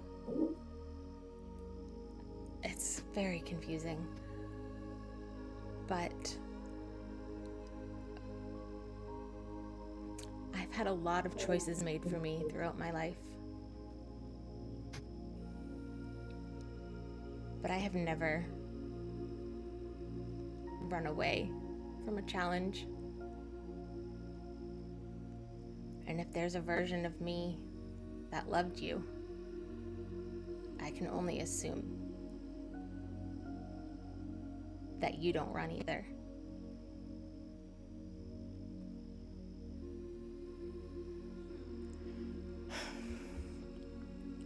So, I don't want you to go. I've only just met you, or it seems that I have, but if you know me, then I think you'd know that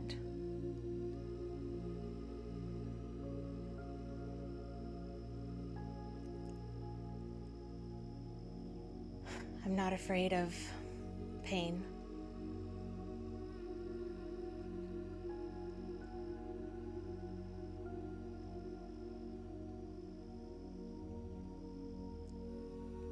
But I was right.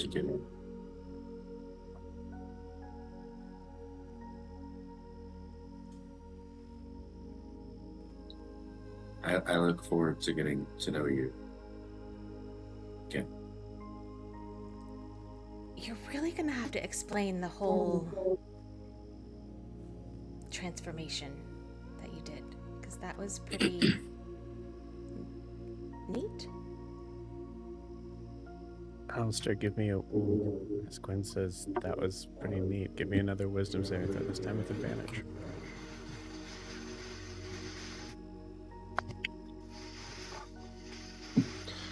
$17.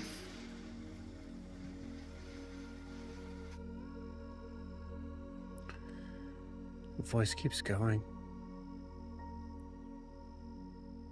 But you recognize it's getting more desperate. You're going to hurt her again. You so weak to even give her the choice. How dare you make this a thing for her? You know that she's going to leave you again. You know that she's not going to think you're enough. You know that she does not have your best intentions at heart. And Alistair, how do you shut this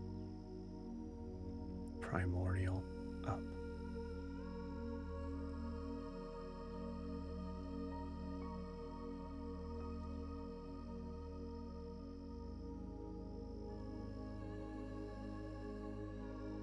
I think in this moment, Cane is still in his hand, even though he's holding both of Gwen's hands. And I think he just drops it for the moment.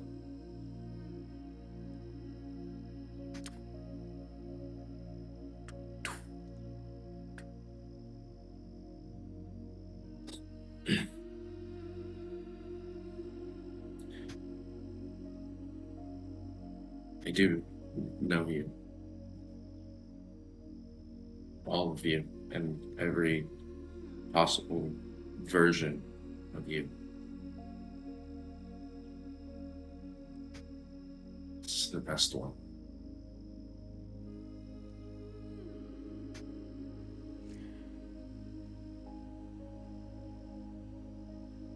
I don't really know what that means, but thank you. I think. Gwyn,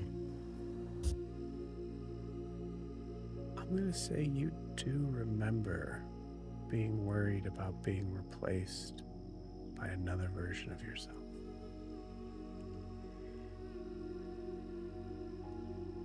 I think I was worried about that there. About another version of me.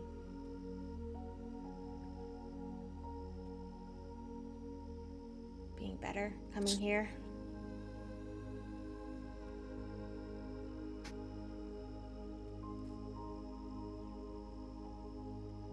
I was worried too.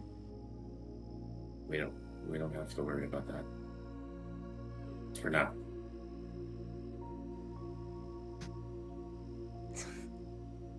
I don't know why, but I trust that.